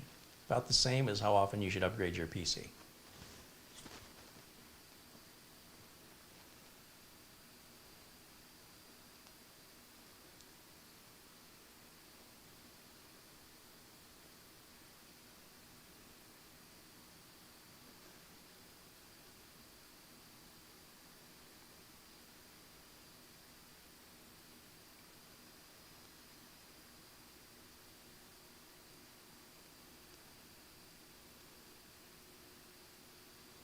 Other questions?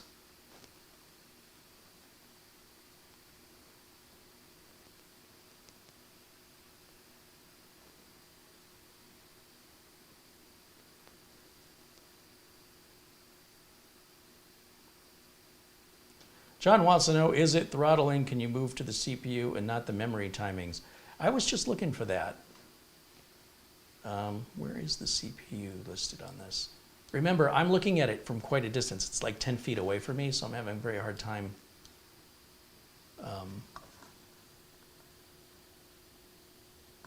reading what these options are here.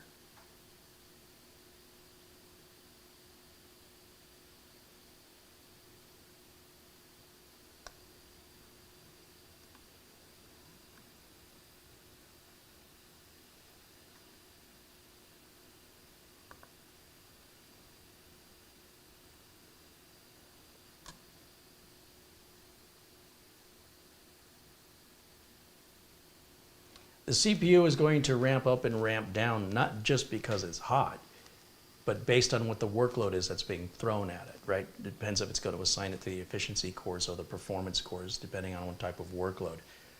So when a CPU is not running at 5 gigahertz, that's meant to be a turbo speed. It's not meant to maintain that indefinitely. And because most code, when thrown at the CPU, is got a number of tasks it wants the CPU to do. And depending on what that task is, the intelligence of the architecture defines whether or not it goes to the efficiency core or the performance cores, and if so, at what rate, at what frequency. On top of that, if you were to exceed about, I don't know, 95 or 100 degrees Celsius, then you can expect a throttle. But I'm not seeing any heat-related throttling happening here.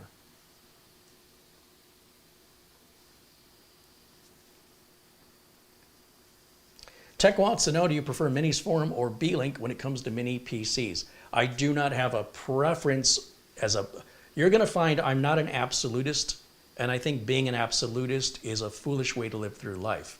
There is no such thing that I can think of where one thing is universally better than all other things.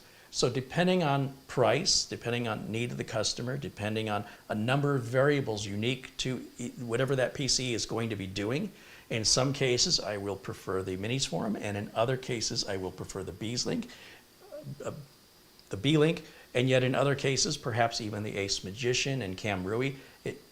There's no way I would disrespect my customers and not consider the nuances of the needs of the individual and just foolishly say one brand is far superior, because that's mindless and it's not true. Every brand has strengths and weaknesses, whether it's pricing, availability, whether it's DDR5, DDR4, what built-in graphics it's got, what kind of storage it has, how much maximum storage it can have. Depends on, some customers don't care about some of that stuff. Some customers do care about some of that stuff. So based on the needs of the customer and the budget and the availability, that would determine which unit I would recommend.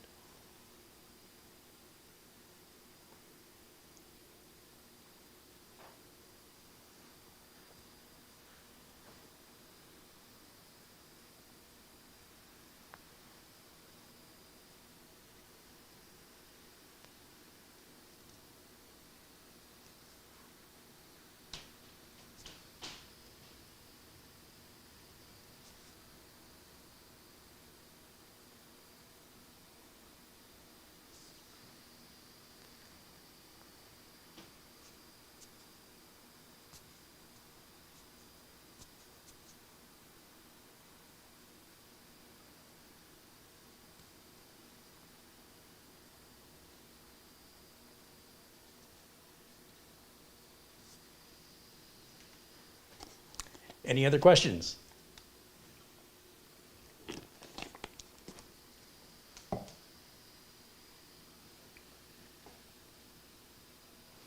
Thomas wants to know, when you throttle, can you explain?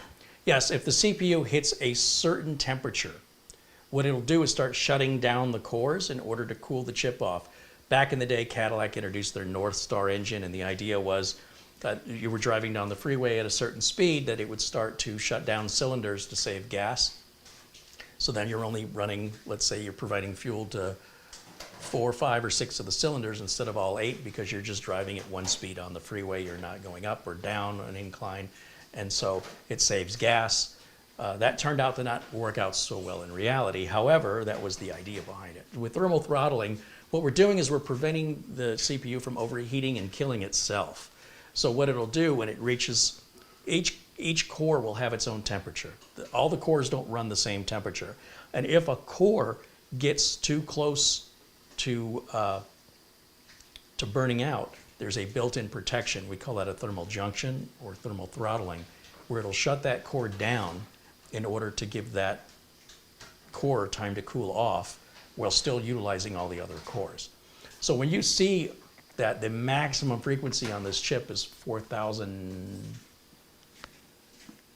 something, it's nearly 5 gigahertz, it doesn't run at 5 gigahertz at all times. There is no CPU that I'm aware of that would run at 5 gigahertz at all time unless you're just sticking the finger out to Mother Nature and saying, screw the ecology, who cares about the environment? I want power, and I want to just consume as much of it as possible, sort of like an old muscle car. Just dump that fuel in, throw all those carbons out the back, and put some massive cooler on there that's going to be loud and annoying so you can maintain that high performance.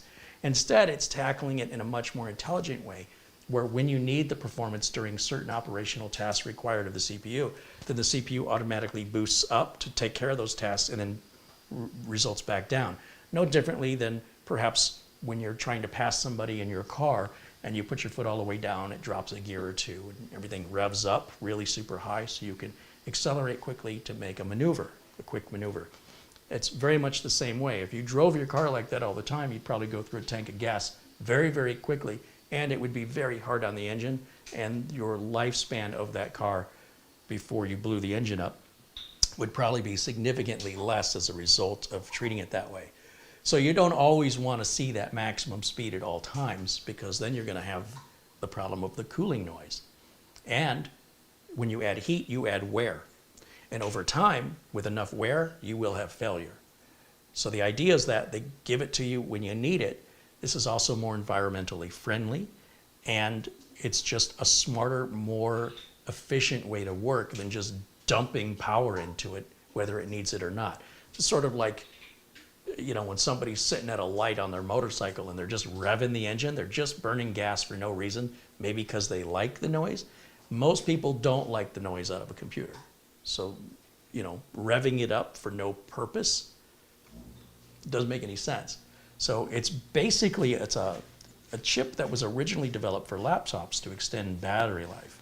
You can imagine if your chip was a laptop chip, as this is, and it ran at 5 gigahertz at all times, not only would your laptop fans be constantly running at high speed, your battery drain would be, it would be almost useless to have a portable machine that did that. So it's running exactly the way it's supposed to be running. It's doing exactly what you want it to do. Now, if we look, like, we're not doing anything right now, and you can see our CPU speed has gone down quite a bit because we're more or less just idling. And the minute I tell it to work, like, we'll start this other test over here. We'll do the second test.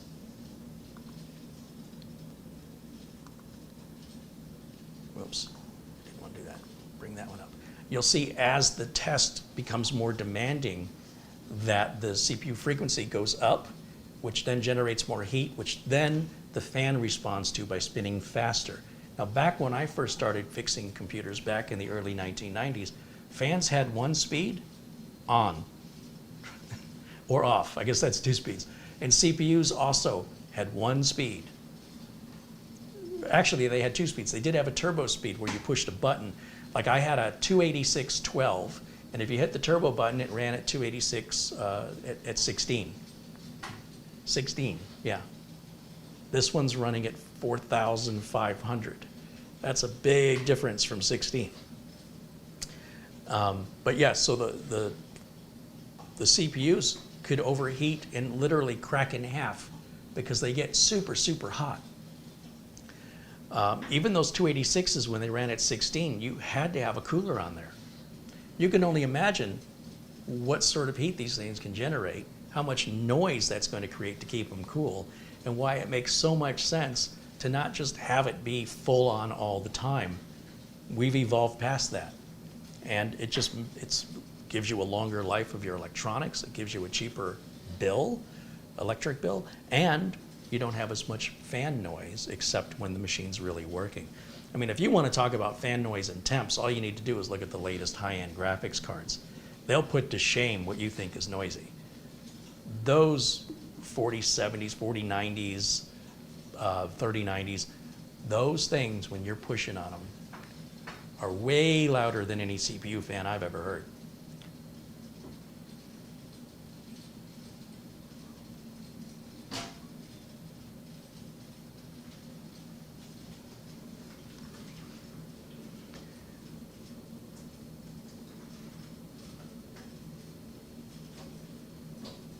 So here's our temps.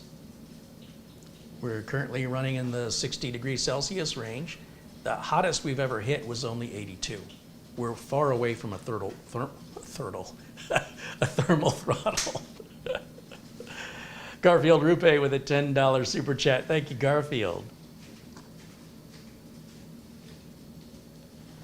Let me take a look over here while we're waiting.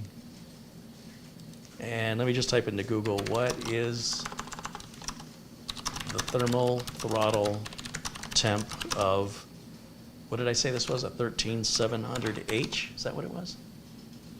100 degrees Celsius is where it will throttle. And we're 18 degrees Celsius below that.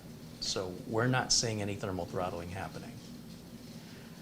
100 degrees Celsius. Oh, that's the 13700K. That's not the 13700H. H is a different chip. It's a notebook chip. Typically, it's somewhere, with Intel, it's typically right close to 100 degrees Celsius. I've seen it at 95 on some chips. But if we're not hitting those temps, then we're not thermal throttling.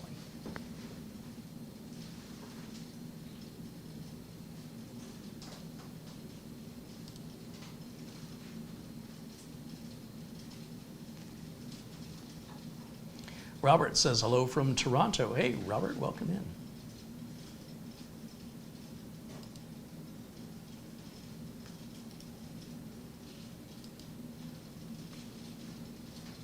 We'll go ahead and let this test complete just to see, once again, when we're looking over on this list, this row is our current temp. This is our minimum, the coolest since the software started running. This is the maximum it's recorded since we started the software. And then this is, of course, our average, which we don't care about our average. We're really focused on what our maximum is and what our current is. And depending on what is being asked of the CPU, it's sort of like me asking you to walk around the block, and then I ask you to walk around the block while carrying a backpack, and then I ask you to walk around the block while pulling a wagon and carrying a backpack and doing it barefoot. You're going to come back more exhausted depending on how much effort you have to put into whatever task you've been assigned. And that's exactly what a CPU is doing here, is it's putting in more effort when more effort is asked. So you will see the variation of the amount of voltage it's consuming, the frequency it's using, and the temperatures that it's generating, and then our fan is responding accordingly. And you often don't need to know what your temps are. You can tell from how it sounds. If your fans are running really loud and that's unusual, then your system is getting unusually warm for some reason. John A. contributes $9.99 in Super Chat. He says, happy Thursday, everyone. Hey, thank you, John.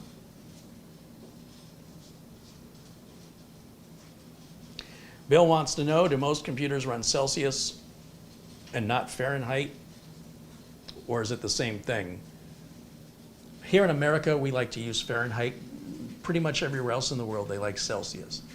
Because software is developed all over the world, the default, because America is small compared to the rest of the world, the default is typically Celsius. But within the software, you can often change how you want it to read out.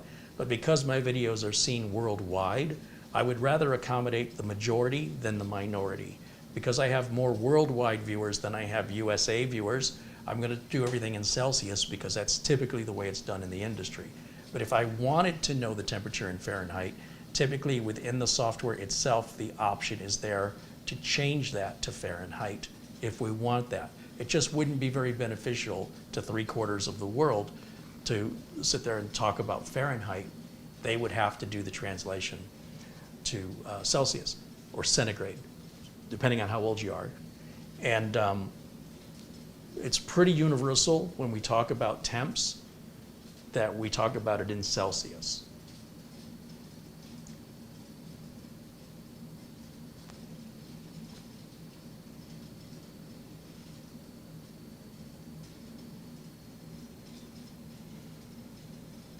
Yeah, the world's getting smaller, and so, you know, if you're someone who's older and you lived in generations where it was pretty much what was going on in your own neighborhood, you may have never dealt with Celsius in your life. But with the internet bringing everybody together, and it makes it so easy for people to communicate with each other now, it helps to sort of break the bubble we live in and realize,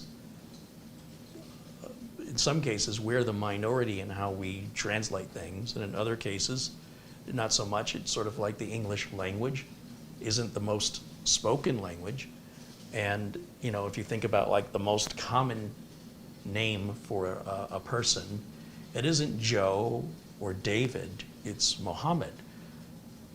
I had no idea growing up. That information really wasn't part of the culture I grew up in, and that information wasn't really made available to me because it was outside of the world I was living in. So in the world of computers, it is generally accepted that when we talk about temps, we talk about it in Celsius.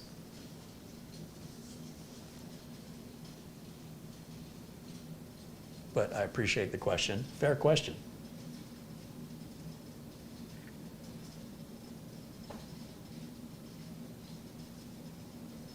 Once again, this unit has never exceeded 82 degrees Celsius throughout this entire testing process, and I'm pretty impressed by that. And of course, the test isn't over yet. There's still an opportunity for it to thermal throttle, but I don't think it's going to.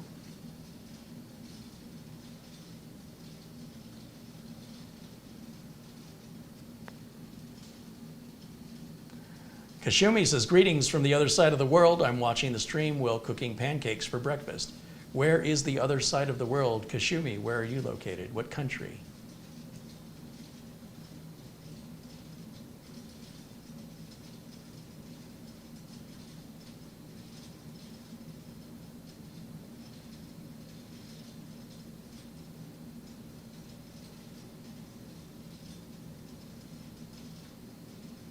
Elko says, according to Intel, the 13700H CPU thermal junction is also at 100 degrees Celsius.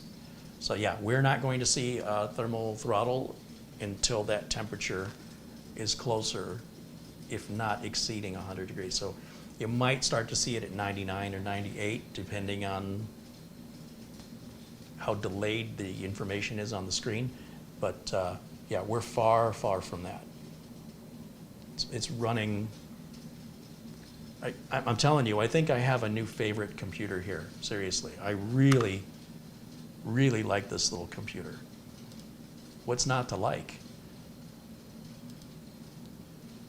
It's great price, easy to get into, super fast, super quiet, well equipped, super small, lots of I/O.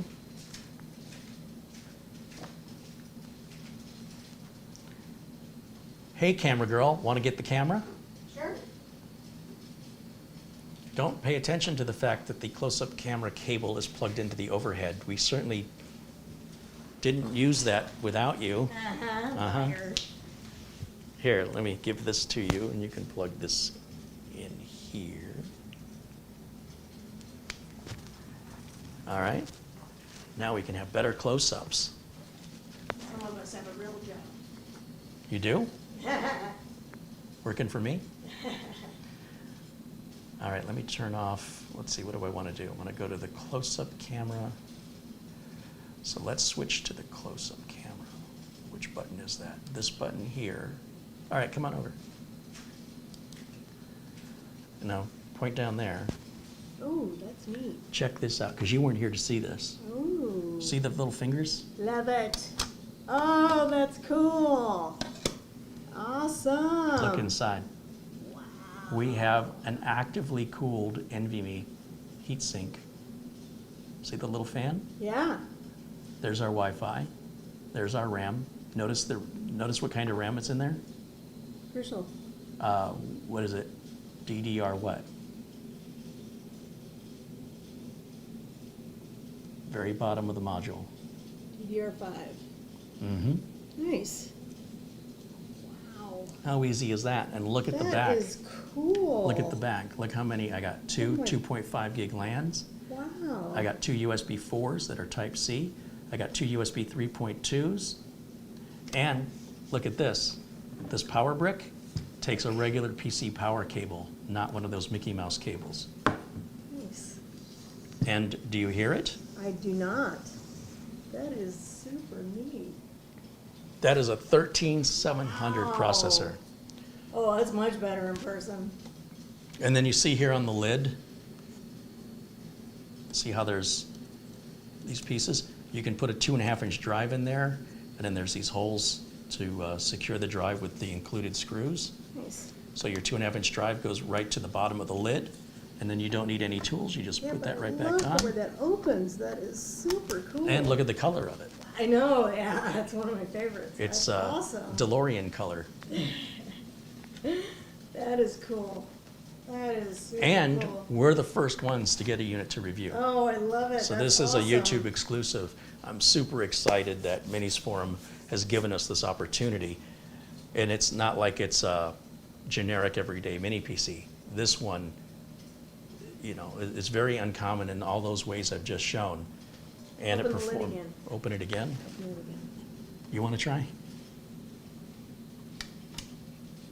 I got to do the other side. Love it. Oh, God, that's so handy. Wow. It's neat, right? That is super cool. Corners. There you go. Nice. Did all that one-handed. One-handed.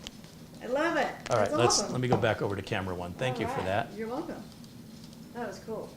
And That is nice. That's a keeper. there we go. There? Yeah, you're clear. Thank you.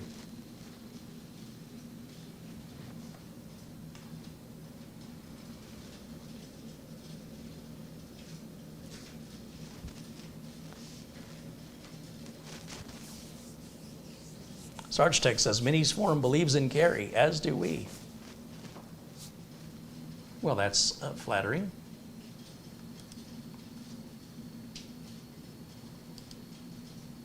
Did this finish?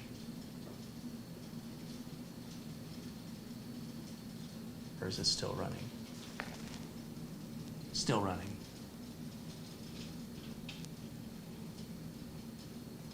We did. That's a keeper. Did we get up to 84? No, it still hasn't crossed over 82. That's a keeper. Yeah, and I'm running Cinebench R23 on it, and the hottest it's ever gotten is 82C. So it doesn't thermal throttle till 100. Love that lid. It's absolutely fantastic. Ryan contributes $2.20 Canadian, says, nice nails, camera girl. Hello, Carey and chat. Thank you. Hey, Ryan, thank you. Northwest Media says, hello from the Lewis and Clark Bridge, Columbia River on the Washington State side. Welcome in, Northwest Media. Cool. It's an unusual YouTube name, Northwest Media. Wonder what they do. Media in the Northwest? You never know. Okay, now it looks like the test is over. Let me walk up to the screen. Those buttons say start now, correct? Yeah, so our test is done. There's our final scores. And now I can close out Cinebench again. Okay. And we can go back full screen to camera one. All right, guys.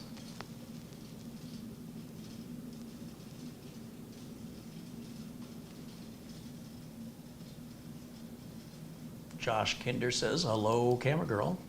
Hi. Nice to see everybody. What am I, chopped liver? No, some people like chopped liver.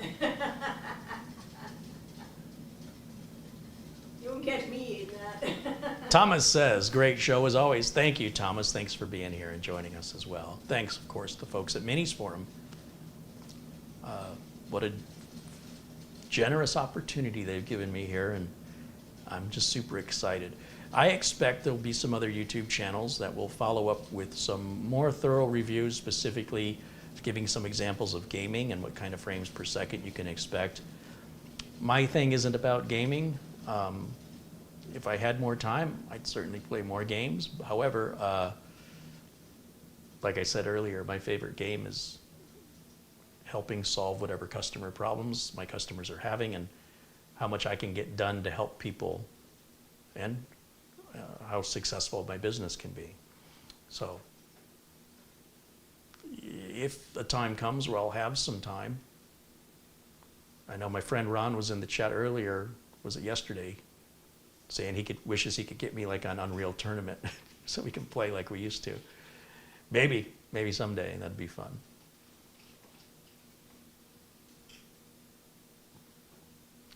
Now, as for tomorrow's video, like I said, this really felt like it should be a Friday video. This is a very special mini PC, I think worthy of a Friday video. I just couldn't contain my excitement.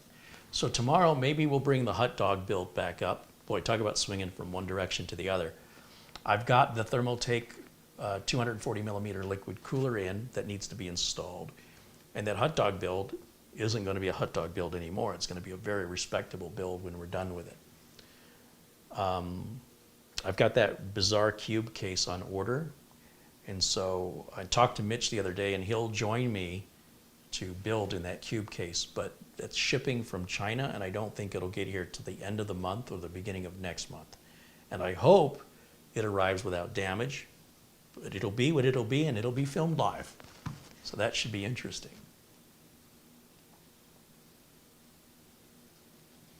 Ryan says, why is the hot dog build called a hot dog build? Because hot dogs are very inexpensive and they often look delicious. But if you actually see how they're made and what they're made of, you likely will never want to eat another one again at any price. So a hot dog build is generally made of very cheap components that aren't reliable. It's all show and no go. And it's often inexpensive, but it looks expensive. Therefore, it's a hot dog. Trust me, you don't want to see how it's made. It's a gourmet hot dog. Well, we're turning it into a gourmet hot dog. Actually, no, we're turning it into a gourmet meal. It started as a hot dog, but by the time we're done fixing it to make it acceptable, it'll cost more than twice as much, and it'll essentially look the same, but its performance will be much, much higher, and its reliability, which it wasn't reliable before, will be completely stable. But you get what you pay for, you know. You're not exactly getting high quality, nutritious meat in a hot dog. And you're also generally not paying a lot of money for a hot dog. It's a hot dog.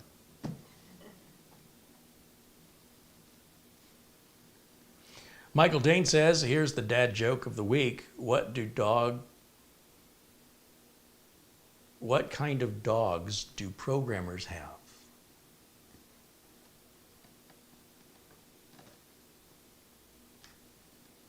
Computer labs. Charlie wants to know, will Diablo 4 play on this well? I have no idea. I've never played Diablo 1, 2, 3, or 4. No clue. There are other YouTube channels that will likely test the gaming merits of a system, but that's not what I do here. I would be happy to try that. You would be? I played Diablo. Is that a demanding game? Depends on what version, but yeah. No idea.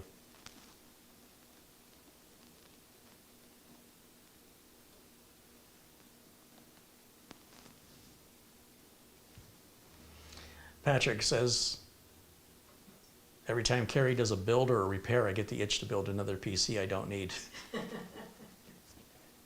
Yeah, I don't have that problem here at all. Don't look around. Computers everywhere. Sarge Tech says from a hot dog to filet mignon. Yeah, that's likely, I think, what I'm going to do tomorrow.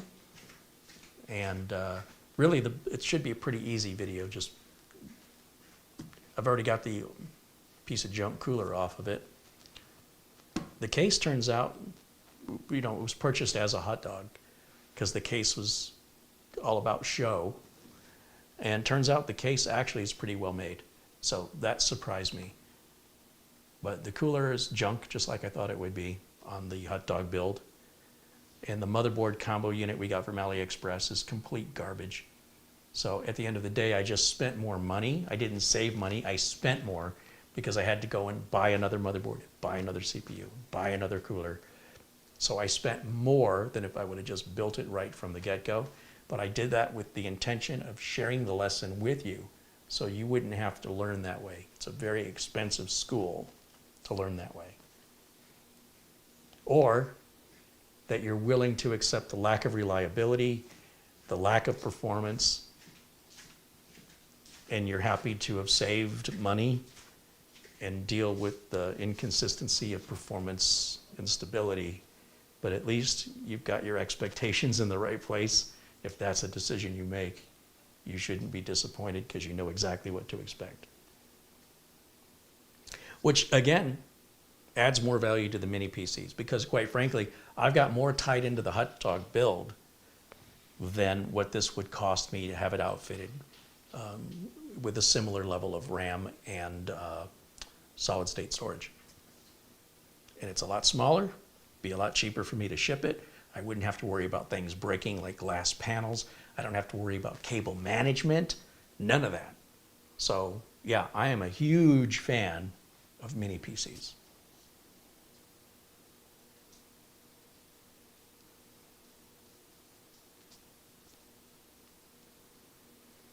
Michael Dane says, I am a beta tester for Blizzard software and Diablo 4 should play on that machine. Well, I appreciate the feedback, Michael.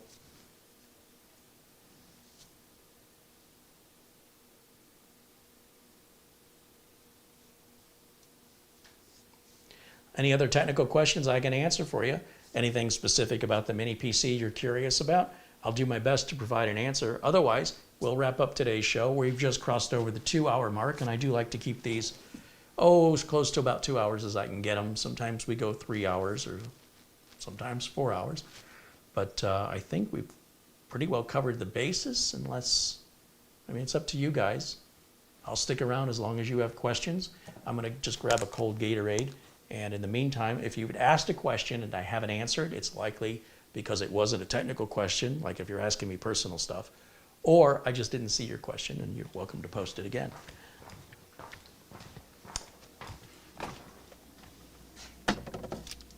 So I tried this energy drink called Prime. I thought this would be a good way for me to get my caffeine. Said it was lemon lime, like the Gatorade. Took one sip of it. It is like licking the floor of a sugar factory, even though it doesn't have any sugar. So now the aftertaste is that diet aftertaste. Oh, I didn't think it tasted nasty. that bad. Have you tried this? I did. The lemon lime. It was sitting right there. And yeah. you tried it? Yeah. Well, here, you can have it. That is disgusting. Not disgusting. I'll stick with my Gatorade and, I don't know, a like caffeine pill. Well, then I won't dump it down the sink. Ryan says his company just upgraded from Windows 7 to Windows 10 finally. Their new software wouldn't work on Windows 7. Yeah, usually takes something like that to make it happen.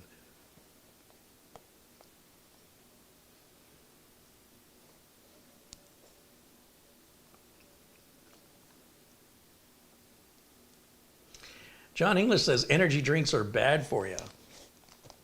And?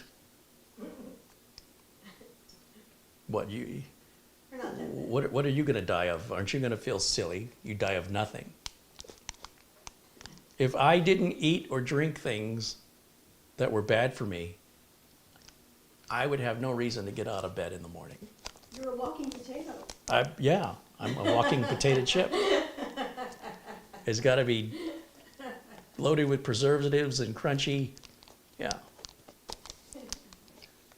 So, yeah, my physical health may not be that ideal, but my mental health is great. If you're somebody chasing after your physical health, I wonder what state the mental health is in as a result. To each their own. Would you like a hot dog? Side of Doritos? As a vegan, I'll have to pass. They have vegan hot dogs. They're made of hot dog plants.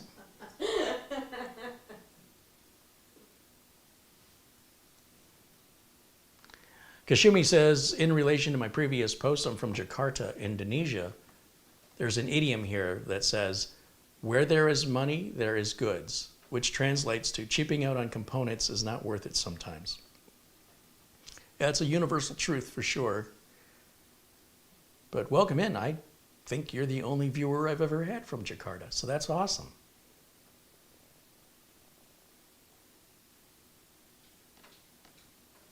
Essential Working Too Hard says anything and everything you put in your mouth is bad for you. That's about right. I think the cure for everything is to stop breathing. I think oxygen's causing all our problems.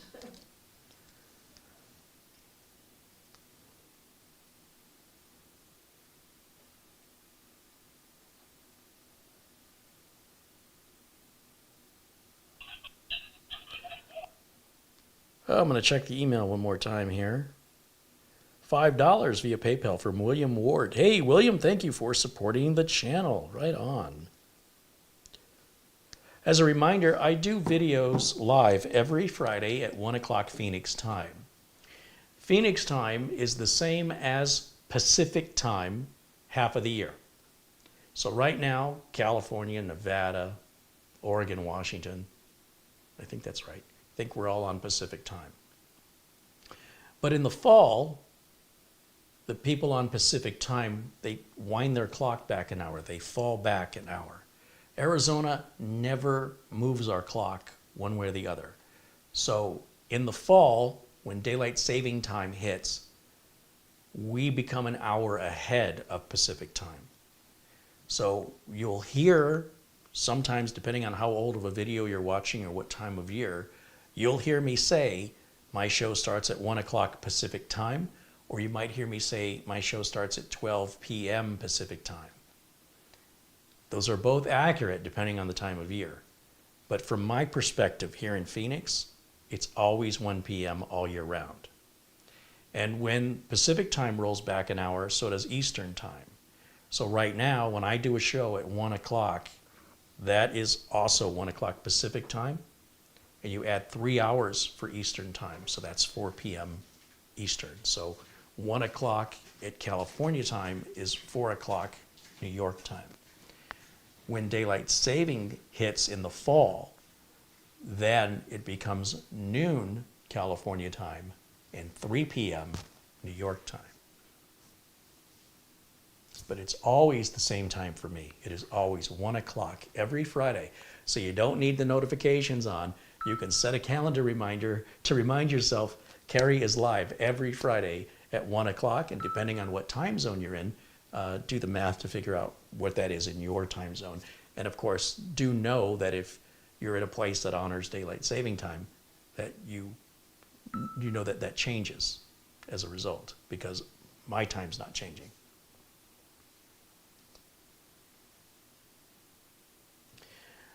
Bill wants to know if I have a mini fridge at Studio B. I do not, no.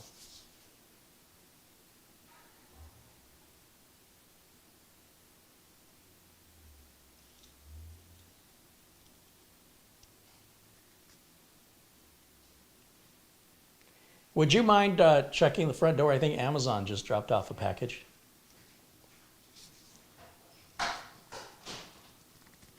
Stop eating. Michael Shaw says hello. Hey, Michael, it's been a while. Hope you're doing well, my friend. Dustin Fuller saying good night. Yeah, we're just going to wrap things up here. Just looking if you have any other technical questions for me. Be happy to try to provide an answer for you.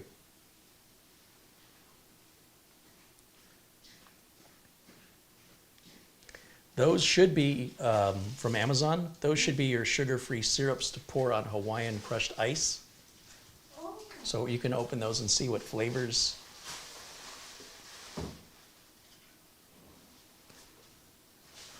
Could that be my cube case? No, that cube case, I guarantee that cube case won't be here before the 20th. And if I get it that soon, I'll be surprised. Are there 3 of them or just 2? right now it's just one. Let me open up the other one.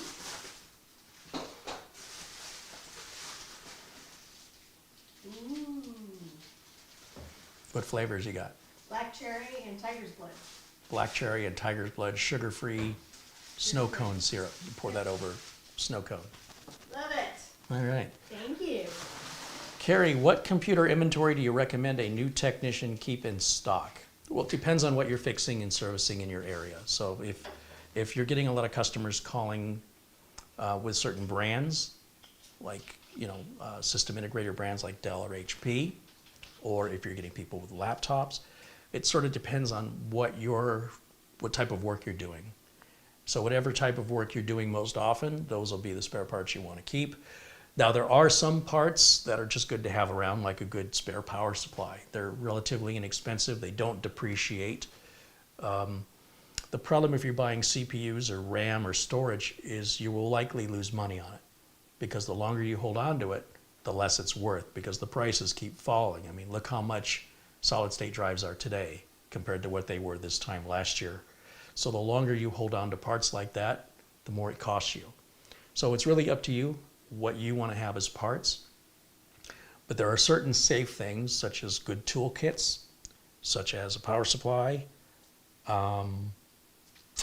Yeah, it just kind of depends on what you're working on most frequently, what type of system, and from that you determine if that would be useful to you to have spare parts for systems like that that you see most often. It'll be different for everybody. Sarge Tech says, yum, shaved ice syrup. Sounds good. Mm-hmm. Especially when you put it on the shaved ice. Not just drinking it straight out of the bottle. Right. Andy Kane says he's booking his A+ exam for the end of the month. All right, well, go get him. Let us know how you do. Hopefully you'll pass that the first time around.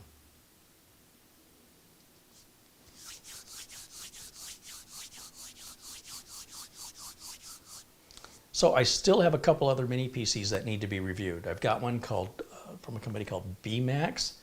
I've got 2 more from B-Link. One is the latest version of their budget, sub $200 mini PC. And then I think there's another mid-range from B-Link. Oh, I have another computer that I purchased from Minisforum that I'm expecting to arrive any day. Let me show you what that one looks like. Let's go to the Minisforum website. Where do you see this?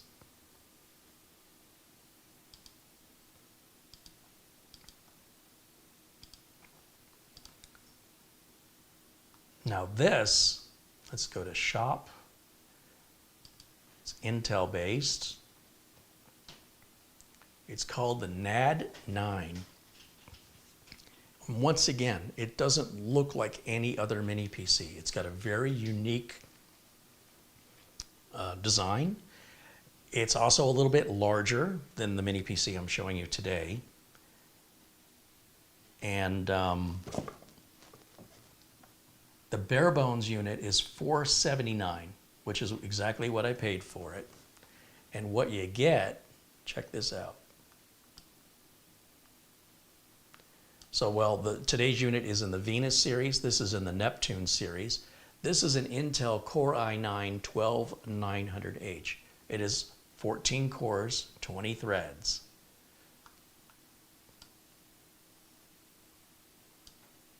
Now, I've ordered the bare bones unit, so I will put my own RAM and my own solid state drive in it, and I will install Windows 10 or 11, whatever I'm in the mood to put on it. If you order it with RAM and a solid state drive, then it will also include Windows 11 Pro installed. But I wanted to go the cheaper, at $479. I said that's a really good price for that much power. It's got PCIe Gen 4 that it supports. It's got the ability to have two 2.5-inch drives in it. It's DDR4, not DDR5, so that memory is a bit cheaper. It'll run up to 5 gigahertz, so very similar to the processor we're testing today, the 13700H.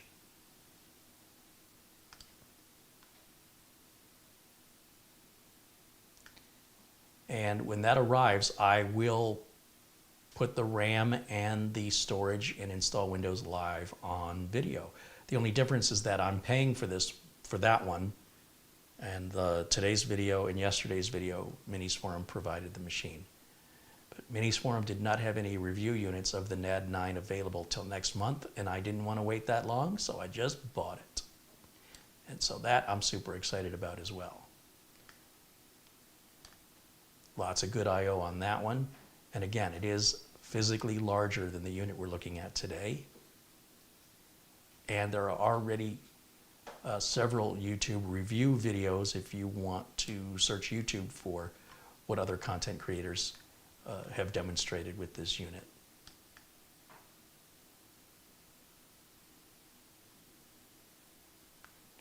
But I thought that was a really great deal at $479 for the bare bones, $479. So I'm looking forward to that arriving, and hopefully that'll be a video I do next week. I hope. I'm excited to get that one. But yeah, I'm super impressed with this one.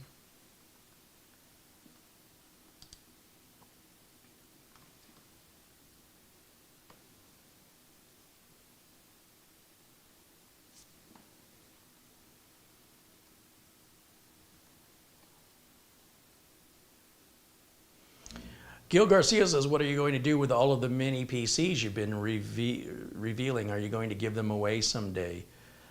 Some people have already received some. Others are on long-term testing. And some people, I've made an offer to send them the unit under the promise that they're going to report back to me under a long-term review of what it's like to live with day to day. And the problem is I can't make them honor their agreement. So if I never hear from them again, I don't get the updated review. So I don't have anything set in stone with regards to where the remaining PCs are going to go. But as opportunities avail themselves to people that are going to benefit from receiving those, and in exchange are going to do a long-term review for me of what it's like to live with day to day, I love to hear from the end users with regards to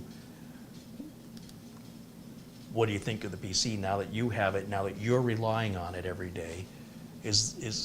What are you finding to be any shortcomings, or what are you finding to be benefits that no reviewers are talking about? Because when you're hearing from somebody who's relying on it day to day, I think it's much more useful information because it's very unique of what their value system is, what they think is good or what they think is bad, as opposed to what a professional thinks. So likely some of the machines will go out to people like that. And like I said, in the past, I have sent items to people who agreed to follow up, and then they never followed up. So obviously, I'll never send them anything again. But I am hopeful that the individuals who have received some of these mini PCs who agreed that they will report back to me from time to time about any issues that come up or just periodic updates with regards to how it's been, they stay on the roster for potentially receiving something else that needs a long-term review as well. So people kind of set themselves up, if you will, for their own success. But yes, it's going to be a problem if mini PCs keep coming in. I'm going to run out of places to put them. But about 6 of them have been given away so far.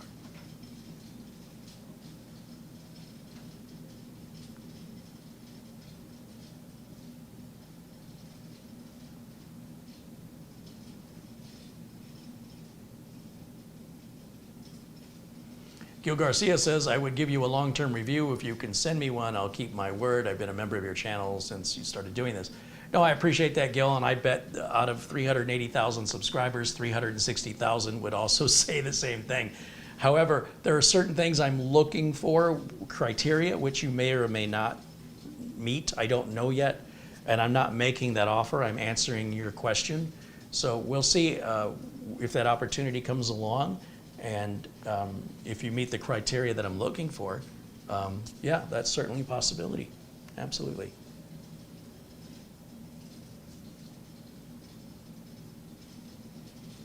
We also have about somewhere between 20 and 30 of the little HP 1-liter machines to give away to veterans and people in need. And I want to get back to giving away those giveaways next week as well. Trying to give away about 2 to 3, at least 2 per week, because that's 10 weeks worth of giveaways there. And that's my primary concern, more so than these. And as I mentioned, some of these I'm doing a long-term review of myself.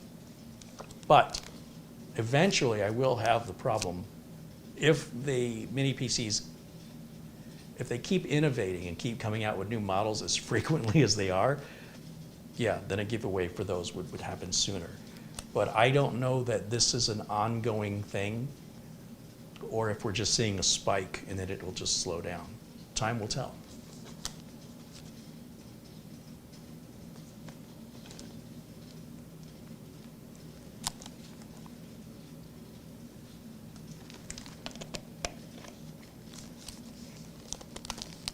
All right, I think that'll wrap it up for me for today. I want to thank, once again, Phil over at Minisforums for sending me these units. My excitement is genuine. I am absolutely tickled at just what a bargain this is, how powerful it is, all the I/O, how easy it is to get into. There's not much I don't like on this particular machine. And this is one I intend to use as a long-term review myself. I really like it. And I'll be very interested in how it compares with Minisforums NAD 9 when that arrives. These are not available yet, but you can order them now. The links for both yesterday's video, the UM690XT, as well as the Minisforum NPB7, you can order them now. They will ship at the end of the month if you want to be one of the first to have them. And thank you guys for hanging out with me. Thank you for the support. Thank you for your participation in the video, in the chat room. Thanks again to the contributions that came in from William Ward and from David Coleman and from Mark Gaines. As always, thank you so much. Thank you to our long-term supporters like Peter Laycock and John Wilson, and to the Super Chat contributors during today's video, and that's Ryan, John A., Garfield Rupe, Madi Yoel, Mats Olaf Rickardson, I should say, Roy Starman, and I see a contribution that I guess I missed earlier from Wamlazo Becca, which is 100 KES. I don't think I've ever heard of KES before. What currency is that? Oh, it's Kenyan shillings. That's a new one. So 100 Kenyan shillings is about 73 cents US. And you know what? That's 73 more cents than most viewers ever give. So I thank you so much for the contribution. And I'm sorry that I didn't see that until now. That's really cool. I'm getting a worldwide lesson in currency and foreign exchange by having the YouTube channel. Wow, that was really neat. Scott Hallinan says, is the mini PC replacing the bulky desktop PC? I guess that's up to the individual owners to decide for themselves. Luke Greenia says, I, for one, can personally vouch for Carey's word. I've been on the receiving end of his generosity.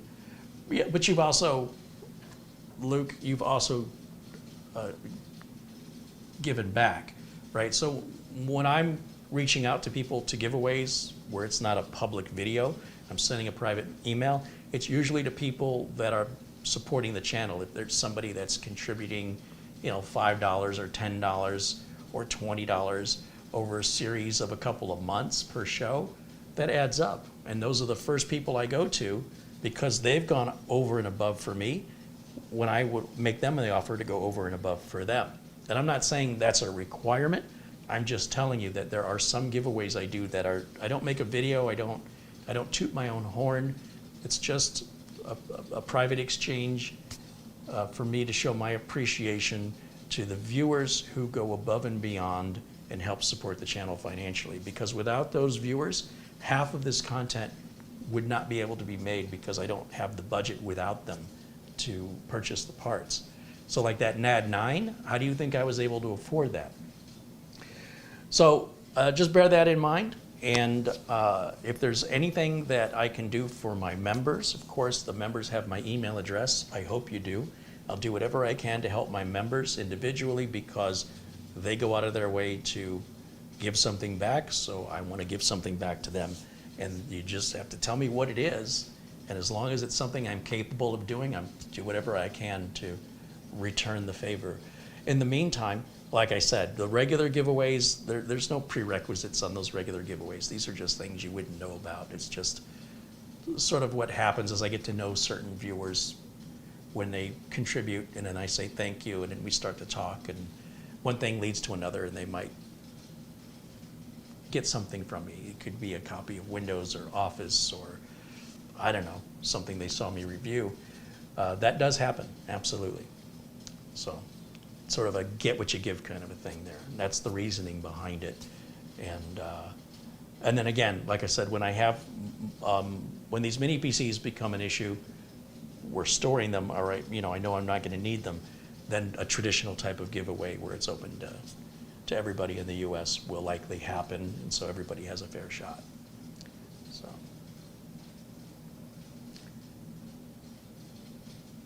VR wants to know if I've ever thought about reacting to my older videos. It'd be cool seeing what you would do differently today with the builds from back then. Yeah, I've thought about it, but I don't have time. I mean, with all the work I've got piled up, I suppose if there ever gets to be a time where I have nothing to do, that would make for some very interesting content.